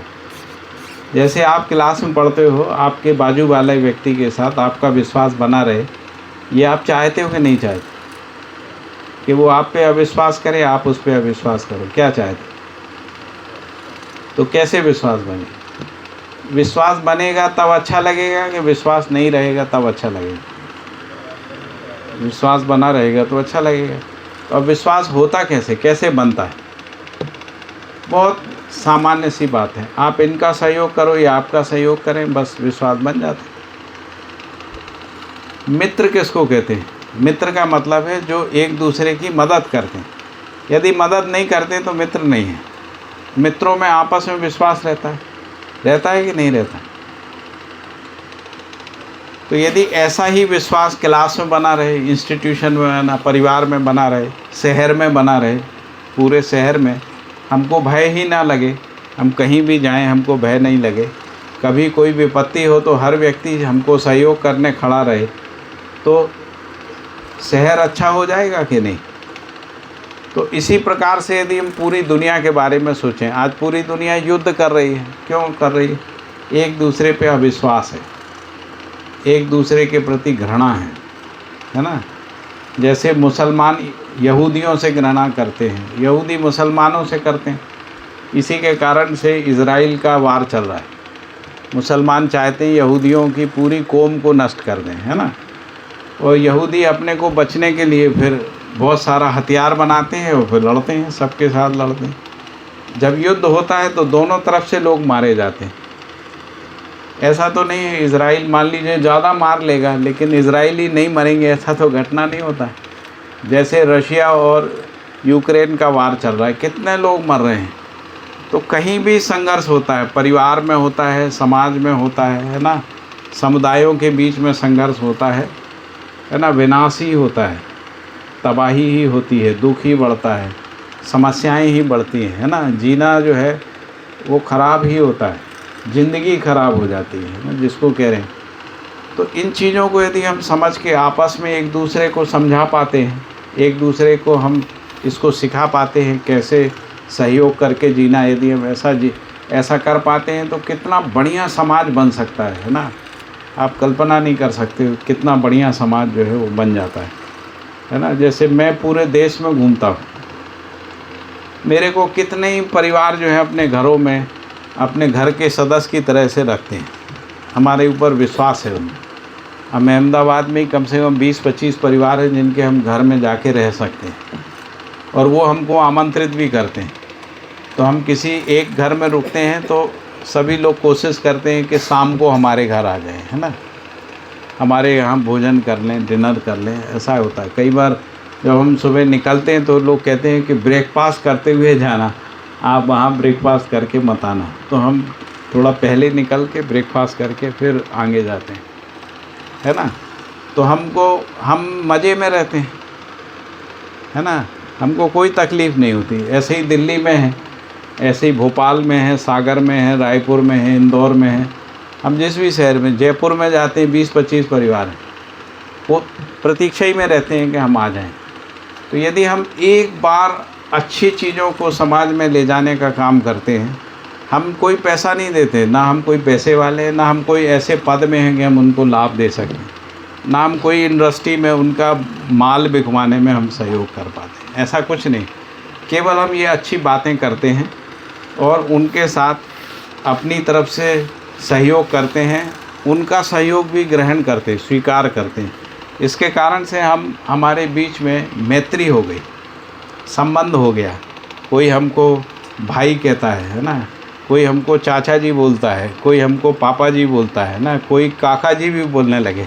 अब हम थोड़े से उम्र दराज हो गए ना, 63 साल के हो गए, तो कई बार लोग दादाजी भी बोलते हैं। मेरे को कई लोग दादाजी का संबोधन भी करते हैं ना। और आश्चर्य की बात है कि शालिनी हमको पापा जी बोलती है, तो दिल्ली में कई लोग ऐसे हैं जो उम्र में 70 साल के हैं, वो भी पापा जी बोलते हैं। तो जो हमारी बहन है सविता जी, वो हमको पापा जी बोलती हैं। तो हम कहते हैं कि हम तो आपसे उम्र में बहुत छोटे हैं, तो कहती नहीं, आप हमारे पापा जी हो। तो संबंध का स्वीकृति होती है ना। यदि आपको संबंध स्वीकार होता है तो जिससे अच्छा लगता है हम उसको श्रेष्ठ ही मानते हैं ना, श्रेष्ठ मानते। ऐसा अच्छा है ना जीवन, ये अच्छा है। तो आप सब लोग करोगे तो ये पूरा भुज ठीक हो जाएगा। जहाँ भी आप काम धंधा करोगे, किसी भी शहर में जाओगे, वहाँ आपका एक मित्र सर्किल बन जाएगा, एक मैत्री उत्सव के रूप में हो जाएगी, है ना। ठीक है, ये सब बात अच्छी लग रही है, ठीक है।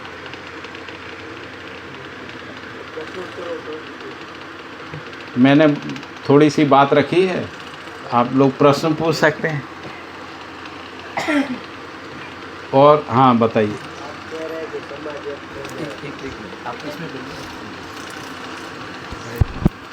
आप जो कह रहे हैं कि समाज एक हो जाए, तो ऐसे पहले कभी समाज या कोई देश एक हुआ है? अभी हम लोग, जैसे हम कहते हैं भारत एक देश है, तो आप मानते हैं एक है कि नहीं है? नहीं, हम लोग तो एक तो हम हो सकते हैं, है ना। ऐसा नहीं है कि हम एक नहीं हो सकते हैं। जहाँ तक हो पाते हैं, जैसे हम एक समुदाय के रूप में एक हो जाते हैं, हम कहते हैं हम इस जाति के हैं, तो हम एक सीमा तक एक हो जाते हैं ना। या हम परिवार में एक हो जाते हैं, कुटुंब में हो जाते हैं, हम ये कहते हैं ये हमारा रिलेटिव है, तो उसके साथ अपनत्व को या एकत्व को महसूस करते हैं ना। तो परिवार में मतभेद होता है, फिर भी हम ये कहते हैं वो मेरा भाई है ना। जैसे आप अपने भाई से नाराज़ हो, लेकिन यदि आपके भाई का जिससे आप नाराज़ हैं, यदि उसका कोई अपमान करता है, तो आप कहते हैं कि देखो आप मेरे भाई के बारे में नहीं बोल सकते। तो वो कहेगा वो तुम्हारे साथ भी तो करता है, तो आप तब भी आप ये कहेंगे तो भी वो मेरा भाई है, मेरे भाई। इसका मतलब एक हो सकते हैं। अभी हम जहाँ तक एक हुए हैं, उससे ज़्यादा हम होना ही चाहते हैं। तभी तो हम लोग कहते हैं कि भारतीय सनातन परंपरा में कि वसुधैव कुटुंबकम होना चाहिए, सर्वे भवन्तु सुखना होना चाहिए, है ना, सर्व शुभ होना चाहिए, अमीरी गरीबी ख़त्म होना चाहिए। ऐसा क्यों हम कहते हैं, है ना। हम केवल अमीरी में जी नहीं सकते, है ना। तो जब तक सब सुखी नहीं होते हैं, सब समृद्ध नहीं होते हैं, तब तक दुख रहता है। तो इसलिए मेरा ये कहना है कि हम हो नहीं सकते, ये नहीं है, हम हुए हैं एक सीमा तक। इस सीमा को हम आगे बढ़ा सकते हैं। कोई तो है जिसके साथ आपको लगता होगा ये मेरा अपना है। वो पिता हो सकते हैं, भाई हो सकते हैं, मित्र हो सकते हैं, पड़ोसी हो सकता है, कोई दादा काका हो सकते हैं जो अच्छी बात आपसे करते होंगे, आपको लगता होगा कि ये मेरे अपने हैं। लगता है कि नहीं लगता है? तो इसका मतलब हम एक हो सकते हैं। जहाँ तक हुए हैं उससे आगे होना है, सीमा में नहीं रहना है ना। और यदि पूरी धरती के मानव के साथ हमको लगता है कि सब पूरी मानव जाति से हमारा संबंध है, तो इसको भी स्वीकार करना है। ऐसा स्वीकार करके आप सबके साथ एक जैसा व्यवहार कर सकते हैं। जितने ज़्यादा लोग आपके व्यवहार को पहचानेंगे, उनको आपके साथ अच्छा लगेगा, अपना तो लगेगा। होगा कि नहीं होगा? हो सकता है ना। और कोई बताइए, और कुछ पूछना हो तो पूछ सकते।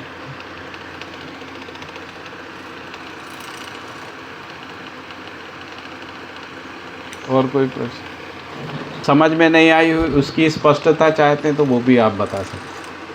हमने वैसे बहुत सरल बात की है ना, सामान्य बात की है, सबको समझ में आने वाली बात की है। ऐसी कोई बात नहीं की है जो बहुत दार्शनिक है, गूढ़ है, रहस्यात्मक है, ऐसी कोई बात नहीं की है। हम लोग रोज़मर्रा की ज़िंदगी में जो को देख रहे हैं, जैसे हम हैं, उसी का व्याख्या की, उसको थोड़ा सा जोड़ने की कोशिश की है ना। और ऐसा जुड़ा हुआ आप देख ही सकते हैं अपने चारों ओर के संसार को, कि आप सबके साथ जुड़े हैं, है ना। जैसे आप सूर्य के साथ जुड़े हैं, हवा के साथ जुड़े हैं, पानी के साथ जुड़े हैं ना, आप जुड़े ही हैं। पानी के बिना आप जी नहीं सकते, परिवार के बिना आप रह नहीं सकते, परिवार समाज के बिना रह नहीं सकता। बिल्कुल सामान्य सामान्य सी बातें की हैं जिसको आप समझ सकते हैं, ठीक है। और बताइए कुछ, आप में से कोई पूछना चाहे? आप में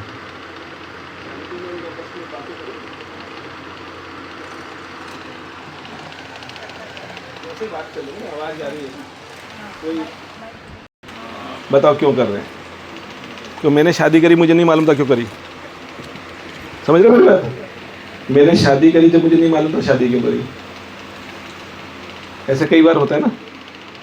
कोर्स कर रहे हैं, क्यों कर रहे हैं मालूम तो होना चाहिए। मालूम है, सबका अलग अलग है, एक ही है अलग अलग है। तो क्या है आपका रीजन, क्या कोर्स करने का है? पढ़ाई किसको बोलेंगे? पढ़ाई करके क्या करना है? पढ़ाई करनी है। हमारे बच्चों को मैं पढ़ाई करा रहा हूँ। क्यों करा रहे हूँ मालूम नहीं। पीएचडी करनी है, बिजनेस करना। बिजनेस क्यों करना है? पैसा क्यों कमाना है? अच्छी ज़िंदगी का मतलब है गाड़ी हो बंगला। गाड़ी हो बंगला होने से अच्छी ज़िंदगी हो जाती है। जिनके पास है अच्छी ज़िंदगी हो गई उनकी, वो पता नहीं। तो पता कर लो, मेरे पास गाड़ी बंगला सब कुछ है, अच्छी ज़िंदगी नहीं हुई। बच्चे से प्रॉब्लम है, बीवी से प्रॉब्लम है ना, स्वास्थ्य भी खराब है, स्टैंड अलग लग गए, अच्छी ज़िंदगी हो गई? और बताओ तुम क्यों पढ़ रहे हो? सबका अलग अलग रीजन हो सकता है ना। इसको तो बिजनेस करना, पैसा कमाना, गाड़ी लानी है ना, और अच्छी शादी भी करनी है। पढ़ाई करेंगे तो लड़की आएगी, कोई लड़की देगा, नहीं तो लड़की नहीं देता है। ये भी तो है ना।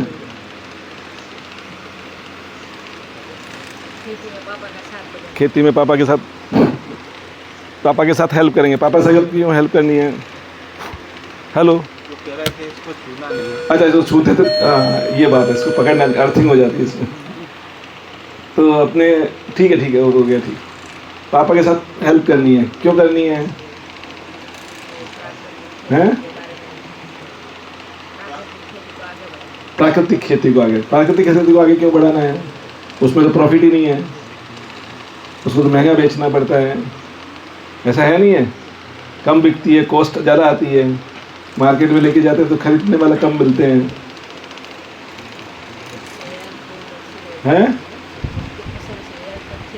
हेल्थ अच्छी रहती है उसकी फसल की, बढ़िया। हेल्थ अच्छी क्यों रखनी है? ज़्यादा जीवन जीने क्या करेंगे? पहले 60 साल तक जीते थे, अब 80 साल तक जीते। लड़ाई कम हो गई क्या दुनिया में? ज़्यादा जीवन जीने से लड़ाई कम हो जाती है। 20 साल ज़्यादा जीवन मिल गया, करूँ क्या तो पता ही नहीं है ना। पहले दवाइयाँ नहीं थी, हॉस्पिटल नहीं थे, तो हमारी आयु, एवरेज आयु 60 साल थी। अब एवरेज आयु 80 साल है या नहीं है? तो अब 20 साल क्या करूँ ये तो मालूम ही नहीं। कार्यक्रम तो दिया नहीं, अब तो कार्यक्रम उसमें चले गया। कितना टाइम उसमें जाता है? एवरेज कितना टाइम टेलीफोन में जाता है? 2 घंटे। तुम्हारा, मेरा 6 घंटे चल जाता है इसमें, 4 से 6। तो इसमें जाने से क्या मिलता है? सुख मिलता है, थोड़ी देर के लिए आनंद मिलता है, फिर बाद में आंखें दुखती है, हाथ दुखता है, और फिर सो जाता हूँ ऐसे। तो हमें थोड़ी देर का आनंद चाहिए, निरंतर का आनंद चाहिए। निरंतर आनंद पॉसिबल है क्या? कैसे पॉसिबल है? निरंतर सुख पॉसिबल है? बहन लोग क्या बोलते हैं? निरंतर सुख पॉसिबल है? कैसे बताओ? रास्ता हो तो तुम बताओगे तो मैं भी चल दूंगा उसके। पहले बोला भक्ति, विरक्ति, संन्यास, मोक्ष। संन्यास से मोक्ष मिला क्या किसी को? अभी मिला कि जितनी ड्रग्स लो, हाँ मज़ा आ गया ब्रेन में, है ना। ड्रग्स लेने वालों को मिला क्या? हमारे स्कूल है अहमदाबाद में, उसमें बच्चे अभी 9वीं 10वीं के बच्चे, वो इलेक्ट्रॉनिक सिगरेट आती है, कोई उसको बोलते हैं वेविंग, वो करते हैं। और ऐसी बीमारी है, उसकी लत पड़ जाती है, ठीक नहीं हो सकती। तो जानते खराब है तो भी करते हैं। करते नहीं करते? सुख मिलता है क्या? थोड़ी देर के कार में बैठता हूँ तो सुख लगता है ना। थोड़ी देर में मेकअप करता हूँ तो सुख मिलता है। थोड़ी देर में तो बड़ा खाता हूँ। अभी पिज़्ज़ा सुबह खाया, अब बाद में पेट टाइट हो गया, है ना। सुबह में अभी गए थे पिज़्ज़ा, वो भी 12 इंच का मंगा लिया लोभ में, और खाया नहीं गया तो झूठा छोड़ना नहीं है ना। चीज़ उसमें मालूम है खराब करती, तो भी खाया ना सुख के लिए। मिला क्या? तो अब निरंतर सुख कहाँ है? सोचना पड़ेगा ना।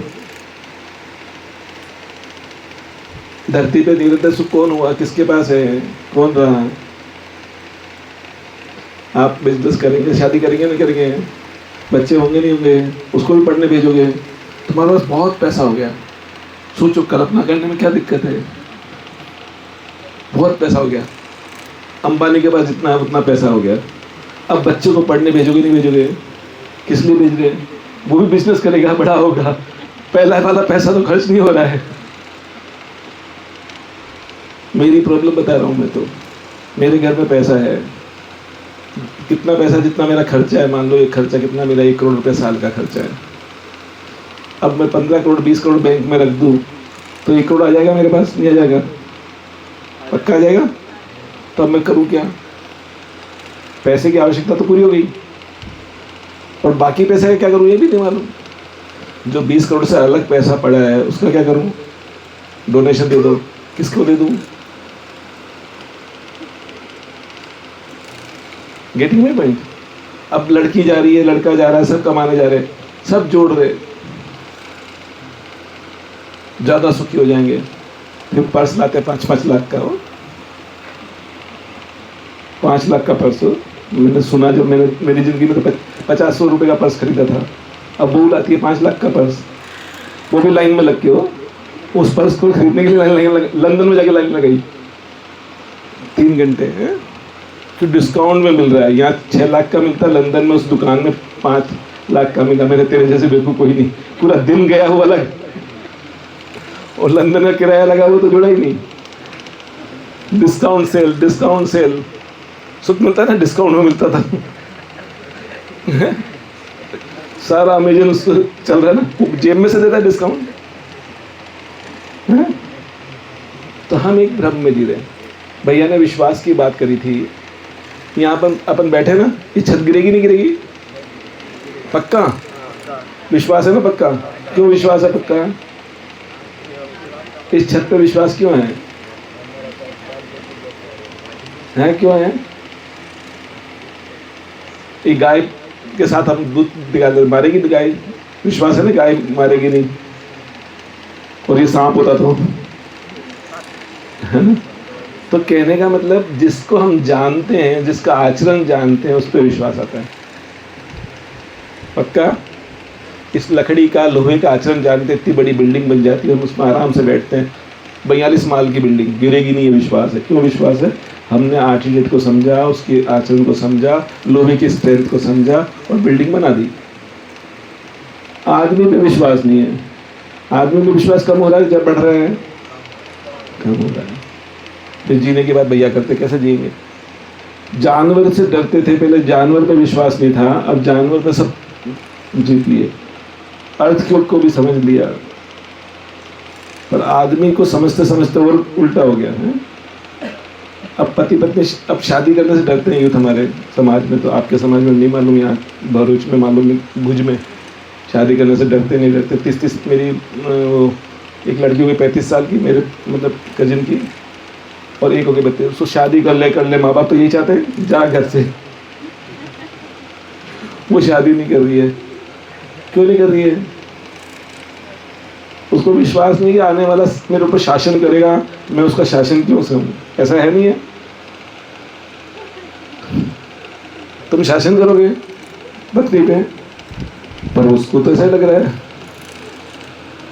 तो ये विश्वास, आपस में विश्वास खत्म हो गया, क्योंकि हमारी समझ जो है, मानव की समझ नहीं रही। हमने देखा झगड़े कर रहे भाई भाई, पति पत्नी, कितने तलाक के केस चल रहे हैं। अहमदाबाद में 60,000 तलाक के केस हैं कोर्ट में, और पति पत्नी एक होना चाहते तो वकील एक नहीं होने देते। 60,000। अभी एक केस में मैं कोर्ट में गया था उसकी जामीन करने के लिए, तब मैंने उस वकील से पूछा कितने केस चल रहा है? 60,000 फैमिली कोर्ट में हो, जिसमें फास्ट निर्णय होते हैं। वो वकील एक होने नहीं देते, मुआवजा ले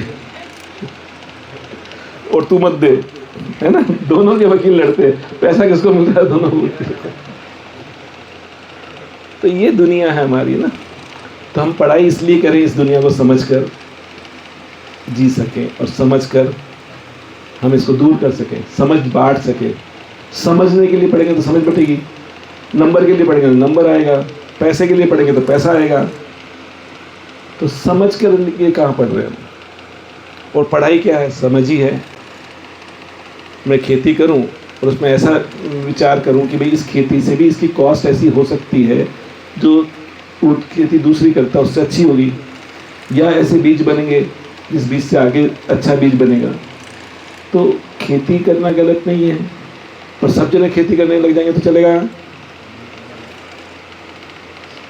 टीचर भी तो चाहिए। तो तुम में से टीचर कौन बनना चाहिए? खेती करके भी टीचर बन सकते नहीं करते? अब्दुल कलाम ने इंजीनियरिंग किया, राष्ट्रपति बना, तब भी टीचर था नहीं था? वो IIM आगे सब जगह पढ़ाता था बच्चों से, नहीं पढ़ाता था? इतनी डिग्री ली, अभी क्या काम कर रहे थे? टीचिंग का ही काम कर रहे थे। तो हम टीचर भी बन सकते हैं, कुछ भी काम करके तो टीचर तो बन सकते हैं। दुनिया में टीचर की कमी है या काम करने वालों की कमी है? टीचर की कमी है। तो खेती सीख के भी टीचर बन सकते। खेती टीचर का खेती बन सीखेंगे, टीचर खेती का टीचर बन जाएंगे। हाँ, उसमें हो सकता है बिजनेस करें ज़्यादा पैसा मिले, टीचर बने तो कम पैसा मिले, ऐसा हो सकता है ना? पैसा किसके लिए चाहिए? किसके लिए चाहिए पैसा? जीने के लिए पैसा चाहिए, जिंदा रहने के लिए? जिंदा रहने के लिए चाहिए, जीने के लिए पैसा चाहिए? हैं? जिंदा रहने के लिए। कि शरीर को जिंदा रखने के लिए पैसा काम आता है, उसके अलावा कोई पैसा काम नहीं आता, जो मैंने देखा। कपड़े चाहिए तो पैसे से आएंगे, खाना चाहिए तो पैसे से आएगा, घर चाहिए तो पैसे से आएगा, गाड़ी चाहिए तो पैसे से आएगी, मोबाइल चाहिए तो। ये 5 चीज़ों के अलावा क्या चाहिए? छठी चीज़ जिंदा रहने के लिए, इसके अलावा क्या चीज़ चाहिए जो पैसे से आ सकती है? सोचो। रोटी, कपड़ा, मकान, गाड़ी और मोबाइल।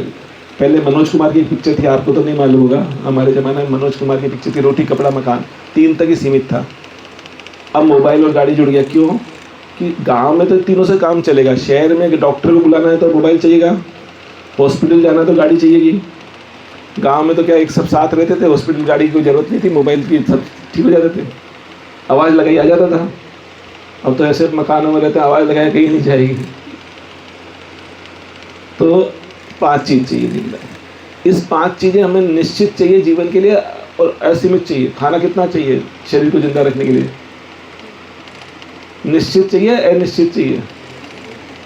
तो इनका काउंटेबल चाहिए, मतलब कपड़े कितने पहन लूँगा? 10 जोड़ी, 20 जोड़ी। कितने मकान में सो जाऊँगा? 3 कमरे में, 4 कमरे में। ज़रूरत से ज़्यादा रखो ना, एक गाड़ी चाहिए 2 रखो, एक मोबाइल चाहिए 2 रखो, 10 टन खाना 20 टन का पैसा रख लो। उसके बाद तो जिंदा रहने के लिए पैसा काम आता है। तो पैसा कितना चाहिए? जितना जिंदा रहने के लिए काम आता है। अब पैसा किसके लिए चाहिए इसके बाद, या उसके बाद और क्या चीज़ चाहिए? अभी हम देखते मेरे ज़िंदगी पर किसके लिए काम किया? पैसे के लिए। पैसा आ गया, पहले तो रोटी कपड़ा के लिए काम करते हैं ना, कि दाल रोटी के लिए। मैं मारवाड़ी हूँ, तो हमारे राजस्थान से मैं अहमदाबाद आया, तो क्या समझ क्या, दाल रोटी कमानी है। बड़े शहर में दाल रोटी अच्छी मिलती है ना। दाल रोटी मतलब 8, 10, 20 हज़ार रुपये, वो कमाने कब कहीं पूरा हो गया। सोने की रोटी हो गई तो भी भूख मिट्टी क्या। जब जीवन विद्या समझा, ये दर्शन समझा, जब समझ में आया कि शरीर अलग है, मैं अलग हूँ।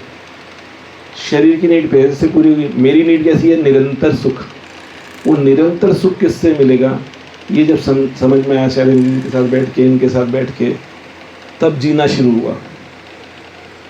तो जीना अलग हुआ, जिंदा रहना। हाँ, शरीर मेरी नीड है, शरीर बिना मैं कुछ नहीं हूँ, तो शरीर को जिंदा रखना भी मेरी नीड है, पर केवल नीड नहीं है ना। अब वो काम पूरा हो गया मेरे घर में, तो बच्चे को भी उसी नीड के लगा दूँ। तो जैसे हम 3 शब्द सुनते हैं, जानवर, राक्षस और मानव। अपन क्या हैं? अपन क्या हैं? पक्का देखो, देखते हैं, गुण से पहचानेंगे ना मानव। तो देखो, मेरी बात करता हूँ, मैं दूसरों की बात क्यों करूँ? जानवर कौन भूख लगे उतना मारता है? यस, भूख से ज़्यादा मारता है वो किसी को, कि इकट्ठा कर लूँ 4 मार। आज तो 4 शेर सोचे, आज तो 4 गाय मार लूँ, 1 महीने का गया। वो 4 मारता है कि एक साथ? जितनी भूख उतना मारता है, भूख से ज़्यादा। और राक्षस कौन? राक्षस उसको बोलेंगे जितनी भूख से उससे ज़्यादा मार मार के इकट्ठा करता है बिना मतलब के, वो राक्षस ना। पक्का। मैं क्या हूँ? मैंने इतने दिन तक इकट्ठा किया, जमा कर करके फ्यूचर में काम आएगा, फ्यूचर में काम आएगा, फ्यूचर में काम आएगा, है ना। बच्चे के नाम जमीन कर दूं, पोते के नाम जमीन कर दूं, फिर कोई कोर्ट में जाएंगे। है? तो मैं राक्षस हुआ नहीं हुआ। और मानव कौन? जो भूख लगती है तो पैदा करता, किसी को मारता नहीं है। ऐसा है ना मानव में। तुम आज मुझे भूख लगी, तुम मेरे घर आओ, तुम्हारा मार के नाश्ता कर लूँ, ऐसा करता है मानव। मानव का मतलब ही स्वभाव से जो भूख लगने पे पैदा करता है। हर मानव में पैदा करने की शक्ति है नहीं है ना। एनिमल में पैदा करने की शक्ति नहीं है, उसको मार के ही खाना पड़ेगा। नेचर ने उसको जैसा दिया है, तो व्यवस्था रखने के लिए नेचर में मानव उसको ऐसी व्यवस्था दी है। और मानव को क्या व्यवस्था दी कि तुम में श्रम करो, तुम पैदा कर सकते हो। जितनी खाने की तुम्हारी नीड है उससे 10 गुना पैदा कर सकते हो, नहीं कर सकते हो? जितनी मैं रोटी खा सकता हूँ उससे 10 गुना बना सकता हूँ। जितने कपड़े पहनता हूँ उससे 10 गुना बना सकता हूँ। ये शक्ति क्यों दी? जिससे मैं कॉपरेशन से जी सकूँ। आपकी कपड़े की नीड है, मेरी रोटी की नीड है। तो पहले बार्टर सिस्टम से चलता था, नहीं चलता था सारा काम? तुमने लोहा का कुछ, एक गांव में लोहार भी होता था, नाई भी होता था, दर्जी, सब पैसा था बीच में, तो जिंदा थे नहीं थे? जिंदा रहने के लिए वस्तु चाहिए ना, पैसा थोड़ी चाहिए। वस्तु, पैसा एक्सचेंज है, वस्तु को एक्सचेंज करना सरल हो गया। यही तो है सिर्फ। तो ये चीज़ समझ के हम जिएंगे तो इस दर्शन में शालिनी दीदी है यहाँ, आप लोग मन लगाएंगे और भ्रम में नहीं रहेंगे तो भ्रम दूर हो जाएगा कि मैं मानव हूँ। शरीर और आत्मा दोनों का साथ संयम है और दोनों मिलके कुछ, और आत्मा का पर्पज है, वो पर्पज पूरा करना ही मेरा ही, मैं ही आत्मा हूँ, मैं ही जीवन हूँ, मेरा ही पर्पज है। इस शरीर को लिया है, ये समझेंगे तो अच्छा रहेगा। तो बहुत अच्छा लगा मुझे आप लोग यहाँ शालिनी छत्र छाया में कुछ लोग दूसरा कोर्स कर रहे हैं, कुछ लोग आपके उसमें कर रहे हैं। पर ऐसा मौका तो सबको ही मिलता रहेगा। कोई कोर्स करो, है ना, कोई टीचर हो और हो, सबको मिलता रहेगा। तो ऐसा मौका मिलता रहे तो खोने का नहीं, पर इसमें मन लगाने का, देखने का, क्वेश्चन करने का। तुम बच्चे थे जब ज़्यादा क्वेश्चन करते थे, नहीं करते थे? करते थे ना। अब क्वेश्चन करना बंद क्यों कर रहा? आप क्वेश्चन नहीं कर रहे थे तब मुझे खड़ा होना पड़ा। क्वेश्चन करते रहते तो मुझे खड़ा नहीं होना पड़ता। प्रश्न करने से आगे बढ़ेंगे। विवेकानंद ने एक प्रश्न किया था, क्या किया था मालूम है?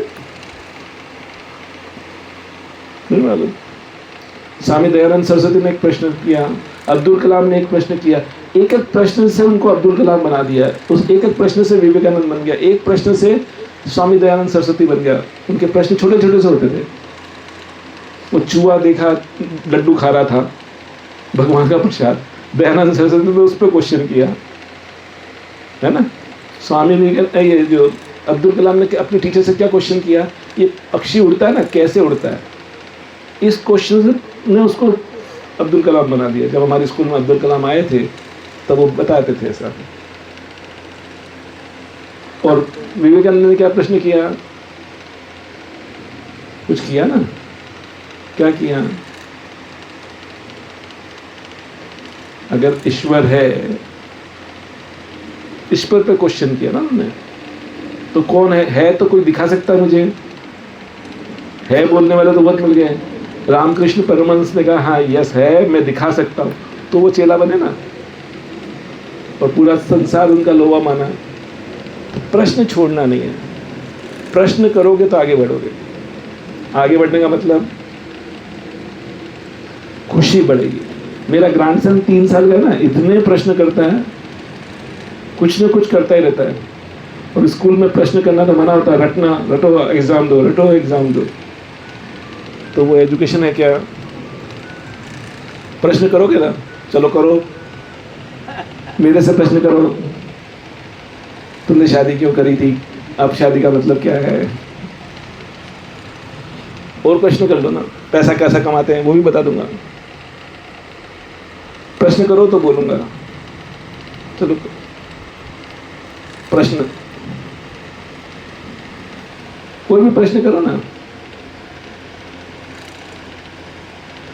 डांटूंगा नहीं। तो विश्वास हो गया ना, विश्वास से जिएंगे ना। और ऐसा भी नहीं समझूंगा तुमने प्रश्न किया, इतना ही नहीं आता, गब्दू है तुम। टीचर कहती है प्रश्न करो, फिर ऐसे देखती है तुझे इतना बार समझाया नहीं समझ में आता है तो है। हाँ स्कूल है। शुरुआत 25 बच्चों से, आज 15,000 बच्चे हैं, 11 स्कूल है, एक स्कूल से की थी। पर वो सब कौन से साल में? 96 में। पर सब स्कूल जानवर के बच्चों के लिए बनाई है, ह्यूमन के बच्चों के लिए अभी तक स्कूल बनाई नहीं, क्योंकि मैं ह्यूमन समझा ही नहीं। जितना समझा उतनी तो स्कूल बनाएंगे। तो स्कूल में बच्चों को जानवर की तरह ट्रीट करते हैं, उनको क्या स्किल सिखाते हैं, नाचना सीख, गाना सीख, मोर की तरह, कोयल की तरह गाना सीख, मोर की तरह नाचना सीख, चीते की तरह भागना सीख, तो सारी जानवर की स्किल सिखाते हैं। बताओ एक भी स्किल दूसरी सिखाते हो तो। और खाने पीने की स्किल सिखाते हैं, खाना पीना तो जानवर ही हो गया। तो बताओ स्कूल में जानवर के अलावा क्या कराते हैं? नॉर्मल स्कूल की बात करो जो हमारे स्कूल है। अब क्या है, अब इच्छा है कि एक मानव की स्कूल बनाएं, कि मानव समझ में आ गया तो मानव की स्कूल बनाएंगे। मानव कौन?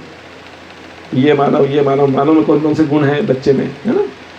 वो गुण को बनाए रखना है, दबाना है, बनाए रखना। तो गुण पहचान में आ जाएंगे तो बनाएंगे। अब पहचान में आ गए। और प्रश्न? अच्छा लगा तुम्हारा प्रश्न? लड़कियों की तरफ से प्रश्न। तुम लड़की हो या लड़का हो? ऐसा प्रश्न पूछ लो सर, लड़की हो लड़का हो? तुम्हारी बॉडी लड़के की है या तुम लड़की हो? अब सोचो, तुम लड़के हो या तुम्हारी बॉडी लड़के की है? अब बॉडी अलग हो गई, मैं अलग हो गया, है ना? तुम वेजिटेरियन हो या तुम खाना वेजिटेरियन खाते हो? तुम हिंदू हो या हिंदू कम्युनिटी में रहते हो?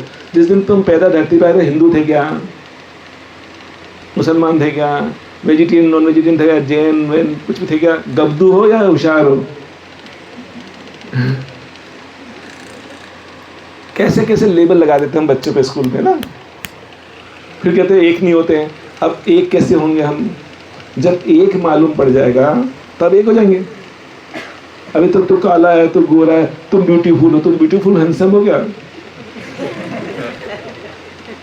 अब तुम्हारे दोनों में कौन ब्यूटीफुल है, कौन हैंडसम है तुम दोनों में? क्या क्या पढ़ा देते? सुंदर राजकुमारी। फिर राजकुमारी का सपना देखते रहते हैं और वो सुंदर मिलती नहीं है, जो मिली उससे फिर चलता नहीं। तो ऐसे ऐसे पढ़ाते हैं। बताओ वो मानव की स्कूल है क्या? बॉडी को सुंदर बोल रहे हैं। अरे बॉडी मेरे हाथ में थी क्या? अफ्रीका वाला क्या बोलेंगे तो काला है। यहाँ लिखते बुरी नजर वाला मुंह तेरा काला। वही ट्रक वहाँ जा रहा होता अफ्रीका में तो क्या लिखा रहता? बुरी नजर वाले तेरे मुंह गोरा। अब बताओ तो एक कैसे होंगे? तुम्हारा प्रश्न था कोई एक हुआ है क्या? हो सकते हैं क्या? हो सकते हैं समझ कर। मेरा प्रश्न होता वो पहले कभी कोई एक हुआ है? हाँ हुए हैं। हुए कैसे हैं? जितना समझा उतने तो हुए। जानवर झुंड में रहते हैं। अच्छा कराती थी हमारे स्कूल में, आई थी तो अच्छा कराया कि हम ऐसा क्यों चाहते हैं कि एक जाति बना लें, एक कुटुंब बना लें, एक क्यों करा? क्यों? एनिमल कॉन्शियसनेस से है तो वो झुंड में रहता है, अपने आप को सुरक्षित महसूस करना चाहता है ना। तो सुरक्षित के लिए हमने ऐसे झुंड बना लिए और आपस में फिर लड़ते हैं। पहले स्कैर्सिटी थी खाने की, इसलिए झुंड बनाए थे, कोई लूट के नहीं ले जाएगा। अब क्या है? अब उस तरह की चल रहा है।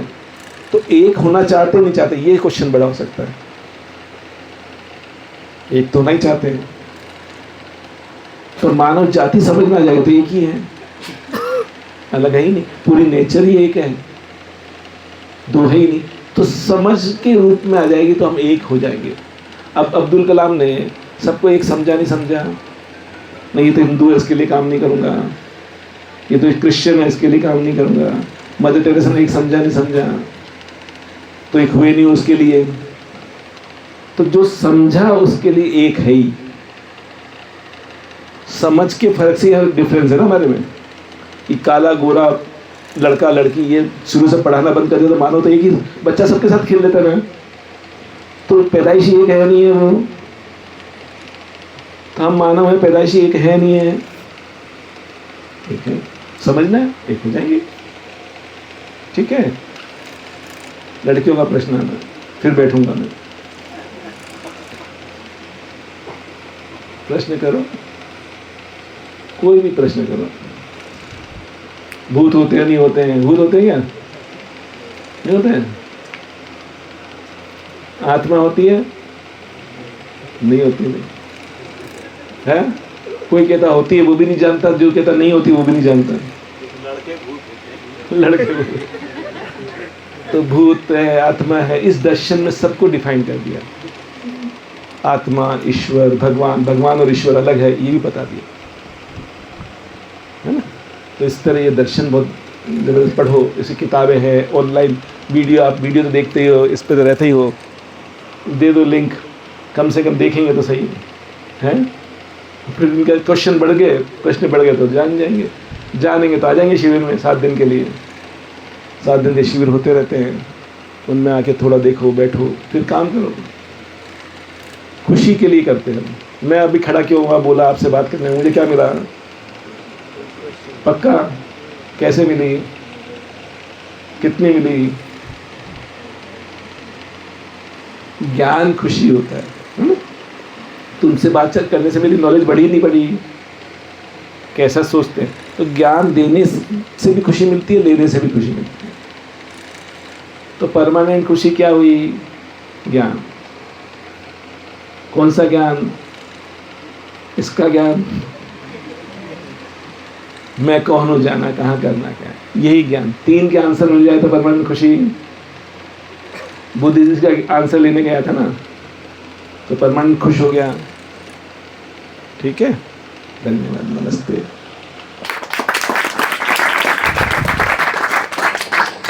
तो उम्मीद करते हैं कि आपको कुछ ना कुछ इसमें से बात पकड़ में आई होगी, है ना। बात को कंक्लूड करने से पहले मैं चाहती हूँ आप में से कोई 1-2 लोग है ना, जिनको कुछ भी बात अच्छी लगी हो, अगर आप हमारे साथ उसको शेयर करेंगे तो हमको अच्छा लगेगा, पता चलेगा कि कौन सी बात पे आपका ध्यान गया।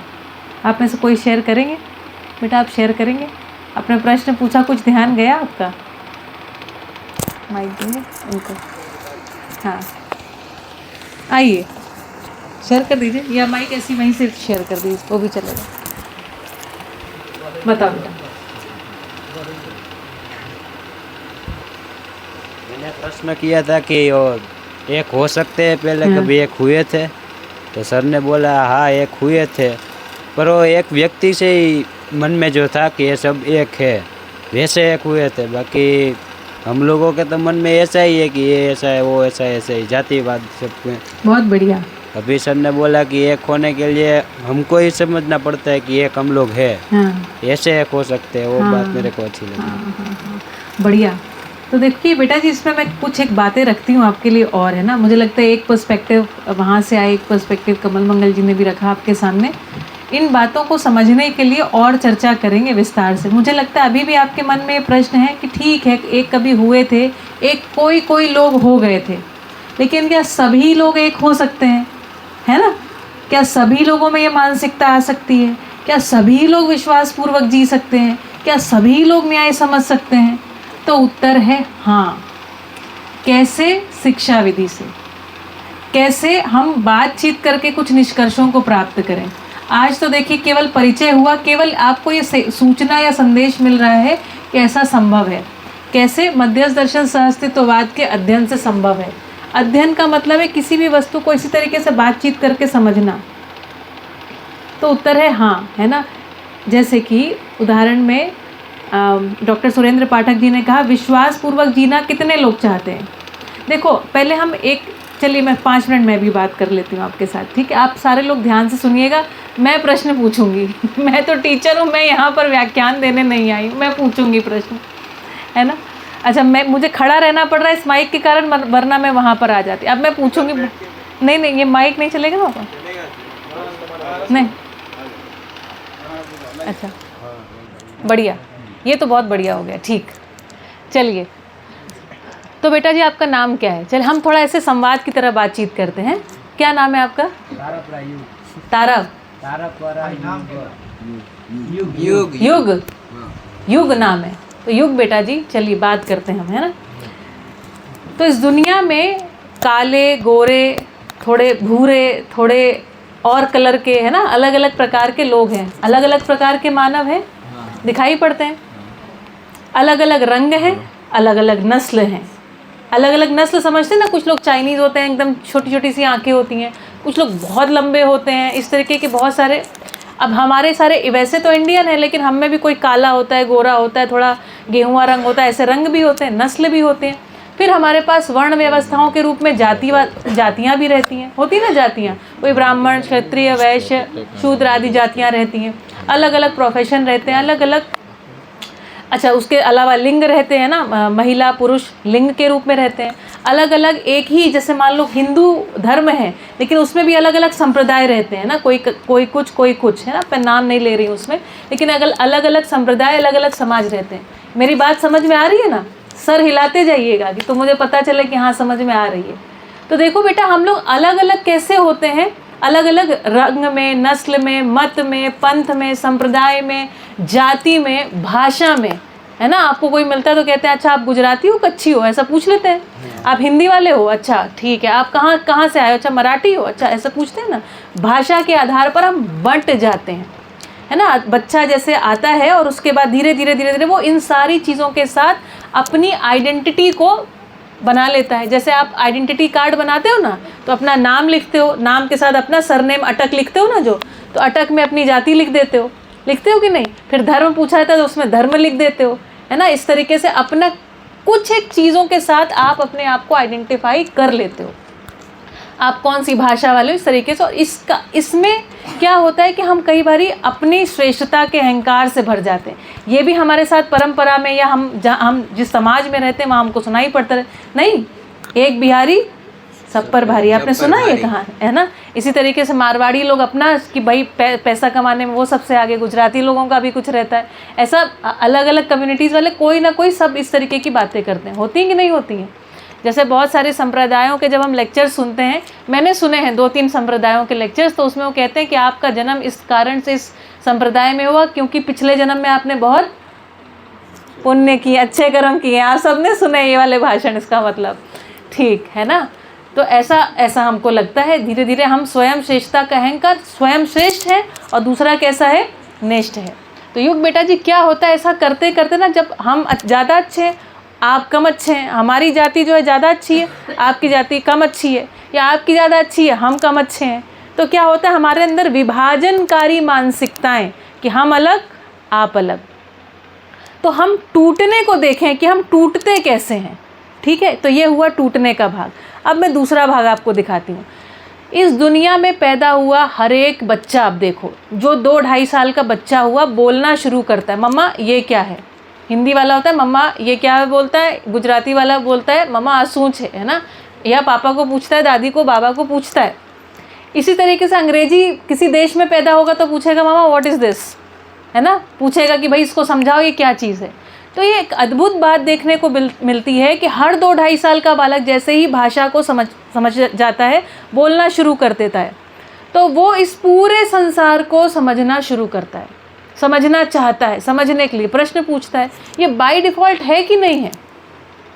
मैंने पहले आपको जो बताया कि कैसे विभाजनकारी मानसिकता, मतलब हम अलग तुम अलग, ये आता है हम में। अब मैं ये बता रही हूँ, देखो हम सब कैसे ऑलरेडी एक हैं, है ना। तो इस दुनिया का हर एक बच्चा, काला गोरा पीला नीला जैसा भी बच्चा है, अफ्रीका का हो, अमेरिका का हो, इंडिया का हो, कोरिया का हो, कहीं का भी हो, हर बच्चा जिज्ञासु है कि नहीं है। तो इससे हमको पता चलता है जिज्ञासा के रूप में समस्त मानव संतानें, सारे बच्चे क्या हैं, एक हैं। अब उस बच्चे ने मान लो पूछ लिया मामा मेरा नाम क्या है, मैं कौन हूँ, तो अब किसी ने उसको क्या बता दिया कि आप फलाने हो, आपका अटक ये है, आप तो इतने श्रेष्ठ हो। अब क्या हो गया, धीरे धीरे मानसिकता में क्या आने लग गया कि हम अलग और आप अलग। जब दो अलग अलग हैं तो क्या हो गया, संघर्ष शुरू हो गया। तो इस तरीके से पूरी अगर हम देखेंगे ना तो दुनिया में इसी तरीके से संघर्ष होता है। खैर छोड़िए वो बात को, आगे विस्तार से हम शिविर एक लेंगे, हम एक क्लास में चर्चा करेंगे और बात करेंगे। अभी थोड़ा और दिखाती हूँ। तो ये तो मानव संतान, छोटे बच्चे की बात। छोटा बच्चा जो होता है देखो, उसको फ्रैक्शन, उसको भिन्न, जो आप 3rd-4th स्टैंडर्ड में पढ़ते हो ना, 3/4, 1/2 ये सब पढ़ते हो। छोटे बच्चे को आप देखिए, कभी एक लड्डू दीजिए, दो बच्चे हों, एक लड्डू को आधा तोड़िए, एक छोटा हिस्सा एक बड़ा हिस्सा। अगर ऐसा हो गया है, बड़ा हिस्सा किसी उसको और को मिला और छोटा उसको मिला, तो उसको लगता है कि बराबर बराबर नहीं हुआ, हमको कम मिला। ये पता चलता है कि नहीं पता चलता है? तो हमको कम ज़्यादा पता चलता है, हमको लगता है ये अन्याय हुआ, है ना। एक उदाहरण के लिए बता रही हूँ, ऐसे ऐसे बहुत सारी बार बच्चा अन्याय होता है, इसको पता लग जाता है बच्चे को, तो बच्चा न्याय का याचक होता है, ये ठीक नहीं हुआ। ऐसा बच्चे बताते हैं कि नहीं बताते हैं? इस दुनिया का हर एक बच्चा बताता है, यहाँ तक कि आज भी आप सब बच्चे भी बताते हो, हम सब बच्चे भी अभी तक बताते हैं कि ये ठीक नहीं हुआ। आप देखो कभी महिलाएं पुरुष जब आपस में बैठते हैं तो कैसे बातें करते हैं, हमारे फलाने ने ठीक नहीं किया हमारे साथ, ऐसे होता है कि नहीं? तो न्याय की याचना हम सब में समान रूप से बनी हुई है। छोटे बच्चे थे तब समझना चाहते थे, अब क्या है, अब हमारे पास कुछ है नहीं, तो याचना मतलब भिखारी जैसे हो गए हम लोग, ठीक है। तो अब और हालत देखो, न्याय। अच्छा, और दूसरी चीज़, बच्चे में एक बड़ी अच्छी बात होती है, जैसे बच्चा कोई चीज़ गलत करेगा ना, बेटा इसको ऐसे नहीं, इसको ऐसे रखते हैं, तो बच्चा कभी अंदर से विरोध नहीं करता है, ठीक है मम्मा इसको ऐसे ही करते हैं। बच्चा बिना किसी विरोध के, बिना किसी तर्क के सही कैसे करते हैं इसको स्वीकार करता है। इस दुनिया का हर एक बच्चा स्वीकार करता है, सही क्या है ये समझना चाहते ही हैं, ये ठीक है ना, इसमें कोई व्यतिरेक नहीं है, इसमें कोई गड़बड़ नहीं है। अब बड़े लोगों में भी अगर हम देखें तो हम सब कैसे समान हैं, कैसे एक हैं। तो हम सभी विश्वास, अब जरा हाथ खड़ा करना, ठीक है। हम में से कितने लोग विश्वास पूर्वक जीना चाहते हैं? मैं जीना चाहती हूँ विश्वास पूर्वक। अब हाथ नीचे मत करना। कितने लोग सम्मान पूर्वक जीना चाहते हैं कि हम सम्मान लोग मेरा करें, मैं सबका सम्मान कर पाऊँ, लोग भी ऐसे हो जाएं कि सम्मान के काबिल हो जाएं, इतने लोग चाहते हैं। प्रेम पूर्वक, स्नेह पूर्वक, ये सब जीना चाहते हो ना? अच्छा, अब नीचे हाथ करो, अब अपनी कल्पनाशीलता दौड़ाओ और ये बताओ दुनिया में कितने लोग ऐसा चाहते होंगे? 50 लोग तो हमने यहीं गिन लिए अभी, मैंने आप लोगों को काउंट करके लिखा था, 53 लोग बैठे हुए हैं सभा में, आज 53 लोग यहाँ पर सुन रहे हैं। 53 लोग तो आप हो। अब अपने घर में थोड़ा दौड़ाओ कि आपके मम्मी पापा भाई बहन ये सब क्या उत्तर देंगे? हाँ बोलेंगे कि ना बोलेंगे इन प्रश्नों में? हाँ। अच्छा, अपने मासी मासा, काकी काका, नानी नाना तक जरा पहुँच जाओ, उन सब के भी मासी काका नाना तक पहुँच जाओ।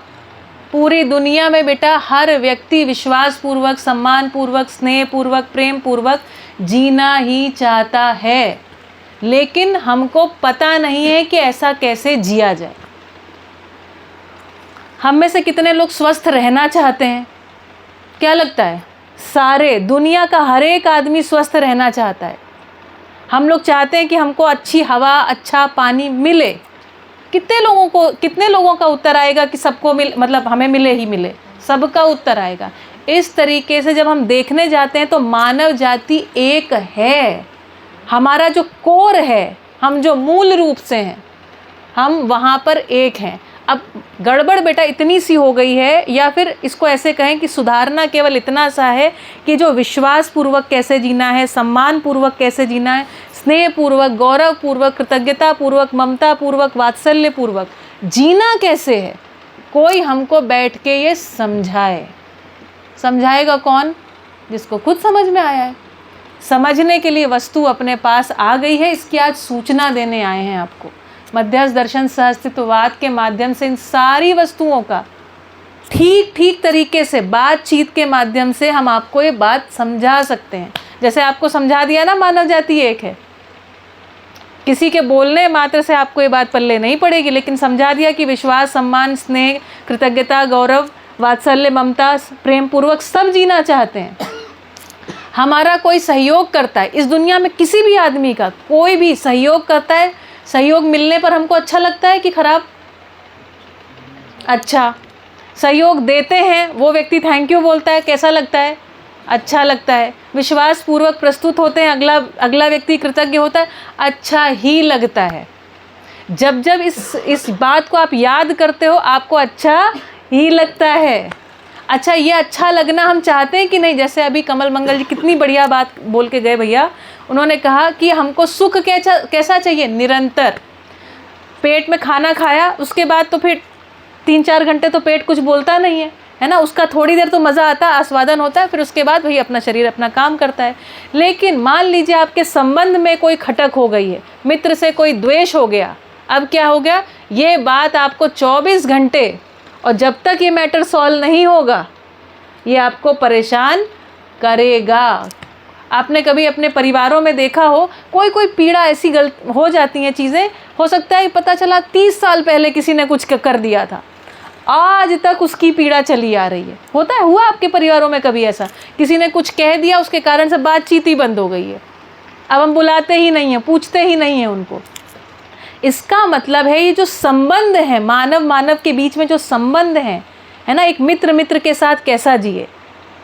अभी देखो हमारी, जैसे ही आप 2.5-3 साल के LKG UKG में पहुँचे स्कूल, ठीक, अब वहाँ तक जाते हैं सारे बच्चे बड़े एकदम खुश रहते हैं, है ना, सामान्य रूप से खुश रहते हैं बच्चे, एक दूसरे के साथ मित्रता, सहयोग, शेयरिंग, केयरिंग, ये सब आपको टीचर सिखाती हैं। लेकिन उसके बाद जो पद्धति है ना बेटा हमारी शिक्षा में, वो है पद्धति कैसी, कंपटीशन की। है कि नहीं है कंपटीशन? 100 में जब आपने कभी ऐसा किया, बगल वाले सोचे भाई तेरे कितने नंबर आए, और उसके मान लो आपसे थोड़े ज़्यादा आ गए, तो आपको लगता है ना मन में मेरे कम आए। तो धीरे धीरे जो कंपटीशन की प्रवृत्ति हमारी शिक्षा में है, इसके कारण से हमारे अंदर द्वेष ही पोषित होते चला जाता है। अब यदि अपने ही मित्र से बेटा द्वेष हो गया, तो मित्रता हुई भी कि नहीं हुई, अकेलापन हो जाएगा कि नहीं हो जाएगा। तो इसका मतलब है शिक्षा में कुछ ऐसी चीज़ों के परिवर्तन की आवश्यकता है, जो शिक्षण पद्धति, करिकुलम, है ना, और साथ में टीचर जो आपको ठीक से समझा पाए, है ना, तो ताकि द्वेष हम में से चाहता कोई नहीं है, और बाकी लोग जो हैं केवल उपदेश देते हैं, बेटा स्नेहपूर्वक जियो, स्नेहपूर्वक जियो, लेकिन जीना कैसे है उसकी व्यवस्था नहीं है। मतलब शिक्षा में कंपटीशन को डाल दिया। कभी भी कोई भी बच्चा किसी भी क्लास में, क्या स्नेहपूर्वक जीने की व्यवस्था है वहाँ? नहीं है। तो मानव जाति कभी एक हो पाएगी कंपटीशन वाली शिक्षा से? कभी नहीं हो पाएगी। तो अभी करना क्या पड़ेगा युग? शिक्षा से कंपटीशन को हटाना पड़ेगा। मज़ेदार बात ये, हर बच्चा जिज्ञासु है। जिज्ञासु है मतलब वो जानना चाहता ही है। अभी पापा ने बताया कि 500 किताबें उन्होंने 5-6 साल में पढ़ डाली, 6 से लेकर के 12 तक में। इसका मतलब इच्छा तो बहुत होती है, लेकिन आप जब प्रश्न पूछते हैं तो कहते हैं भाई सिलेबस में नहीं है ना। देखो ना, एक छोटी सी बात आपको बताऊं, एक छोटा बच्चा होता है वो प्रश्न पूछता है, कायदा तो ये कहता है कि वो आप प्रश्न पूछिए हम उत्तर दें तो आपको उत्तर मिले। लेकिन अभी टीचर क्या पैटर्न क्या होता है, जैसे ही आप 1st 2nd में आए तो टीचर आपको कुछ बताता है और फिर टीचर कहता है मैं क्वेश्चन पूछूंगा। मेरी बात पकड़ में आई? महीन बात थी ये, बात पकड़ में आई। क्वेश्चन पूछने कौन गया था? बच्चा। होने क्या लग गया उसके साथ? कहाँ से तुम्हारे अंदर क्वेश्चन पूछने की योग्यता आएगी? भैया अब जिम्मेदारी को अपने हाथ में लेना पड़ेगा। क्या आपका क्या नाम है? देवव्रत। देखो देवव्रत, दुनिया की जो हालत है ना बेटा, क्लाइमेट चेंज के बारे में पता है आपको? ग्लोबल वार्मिंग के बारे में पता है? दुनिया की हालत ऐसी है कि थोड़ा आज पढ़िएगा जा करके, दुनिया की हालत ऐसी है कि 4-5 साल में इतनी ज़्यादा गर्मी बढ़ जाएगी कि शरीर सस्टेन नहीं कर पाएगा ह्यूमंस का। क्या करोगे बेटा गाड़ी बंगले का? मैं ये नहीं कह रही हूँ कि गाड़ी बंगला होना नहीं चाहिए, प्राकृतिक विधि से भी बहुत कुछ अच्छा हो ही सकता है ना, तो उसके ऊपर चर्चा करेंगे। अपने पास समस्त प्रकार की सुविधाएं होनी चाहिए, लेकिन सुविधाएं किस लिए? सदुपयोग के लिए, है ना। सुविधाओं में द्वेष ना हो, इससे ज़्यादा मेरे को करना है, सबको मिलना चाहिए, सर्व सुलभता होनी चाहिए वस्तुओं की, सेवाओं की, सुविधाओं की। इसके लिए अपने को काम करना है, ठीक है ना। तो मानव जाति एक है, लेकिन ये जो मानव जाति की एकता है, ये इसकी जो वस्तु है इसका अध्ययन नहीं हुआ है। अब हमारे पास ये प्रस्ताव है कि इसका अध्ययन हम कर सकते हैं, जिसके आधार पर हम इस सिलेबस, इस कोर्स को डिज़ाइन किया, जिसके बारे में आपको भी थोड़ी बहुत सूचना तो मिली गई होगी। आपने देखा ना, यहाँ पे बोर्ड लगा श्री ए नागराज कौशल्य विकास संस्थान। लोक भारती सनोसरा के बच्चों के साथ ही पिछले साल मैंने 10 दिन का ये लिया था। अगर आपकी इच्छा होगी तो आप कहिएगा, शैलेंद्र भाई या जो भी आपके कोऑर्डिनेटर है, मैं आपके साथ भी कुछ एक लेक्चर्स लूँगी अगर आपकी इच्छा हो तो। मानव जाति एक है ना, और एक होकर के रहेगी। मैं बताऊं क्यों एक होकर के रहेगी? क्योंकि द्वेष में आदमी सुखी नहीं है, अकेलापन अच्छा नहीं लगता है, सब कुछ होने के बावजूद लोग सुसाइड कर लेते हैं कि नहीं कर लेते हैं?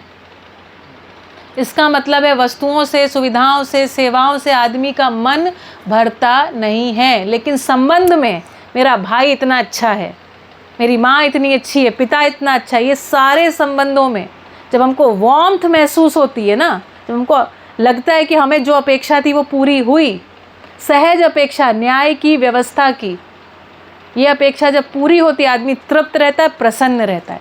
आपको ये तो पता है ना, 90% जो बीमारियां हैं वो मानसिक हैं। मन में कुछ चलते रहता है जिसके कारण से फिर शरीर में भी प्रभाव हो जाता है। तो सोचिए ना, दुनिया कितनी सुंदर हो सकती है। ये संभावना है, इसकी सूचना आज आपको दिया है। अगर आपकी इच्छा होगी तो आप में से कोई भी 1-2 लोग, 5 लोग रिक्वेस्ट करेंगे तो हम आपके साथ बात करेंगे, ठीक है? तो आज के सत्र को मुझे लगता है यहाँ पर मेरी बात से सहमत है युग बेटा जी? ठीक है देवराज, ठीक बोल रही हूँ मैं, है ना? इन सब बातों को और विस्तार बाकी बताएं हमारे ये जो संस्थान के बच्चे, ठीक है बेटा, है ना? तो इस पर और चर्चा हम करेंगे। अभी हमारे पास 6:20 लगभग 2 घंटे का सत्र हो गया। आप लोगों को जाना भी होगा घर, है ना?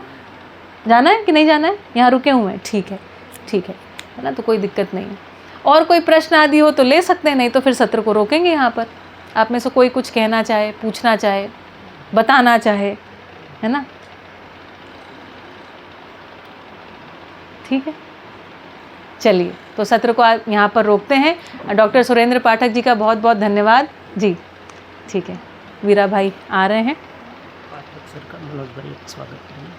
अच्छा, सम्मान पाठक जी का बहुत बहुत धन्यवाद करते हैं, है ना? लेकिन क्लास और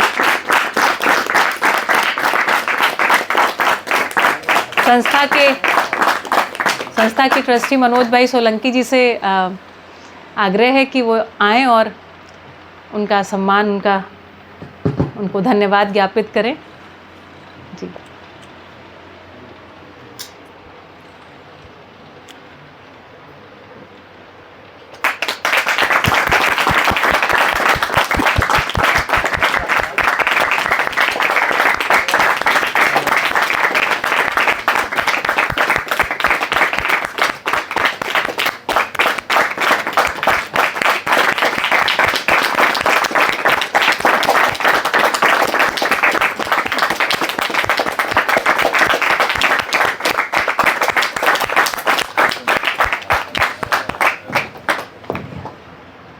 वैसे सम्मान तो मुझे करना चाहिए सही बात है, क्योंकि आप जितना बड़ा काम कर रहे हैं, हम तो बहुत छोटा कोई काम कर रहे हैं। तो आपने जो मुझे बुलाया या अवसर प्रदान किया, इसके लिए मैं बहुत कृतज्ञ हूँ। बच्चों का भी बहुत आभारी हूँ कि इन्होंने बहुत ध्यान से सुना, इसको समझा। और विशेष रूप से हमारे कमल भैया जी और भाई साहब आए तो अच्छा लगा इस संस्थान में आके। और शालिनी और ये जनक भाई तो हमारे परिवार के ही हैं। बहुत बहुत धन्यवाद।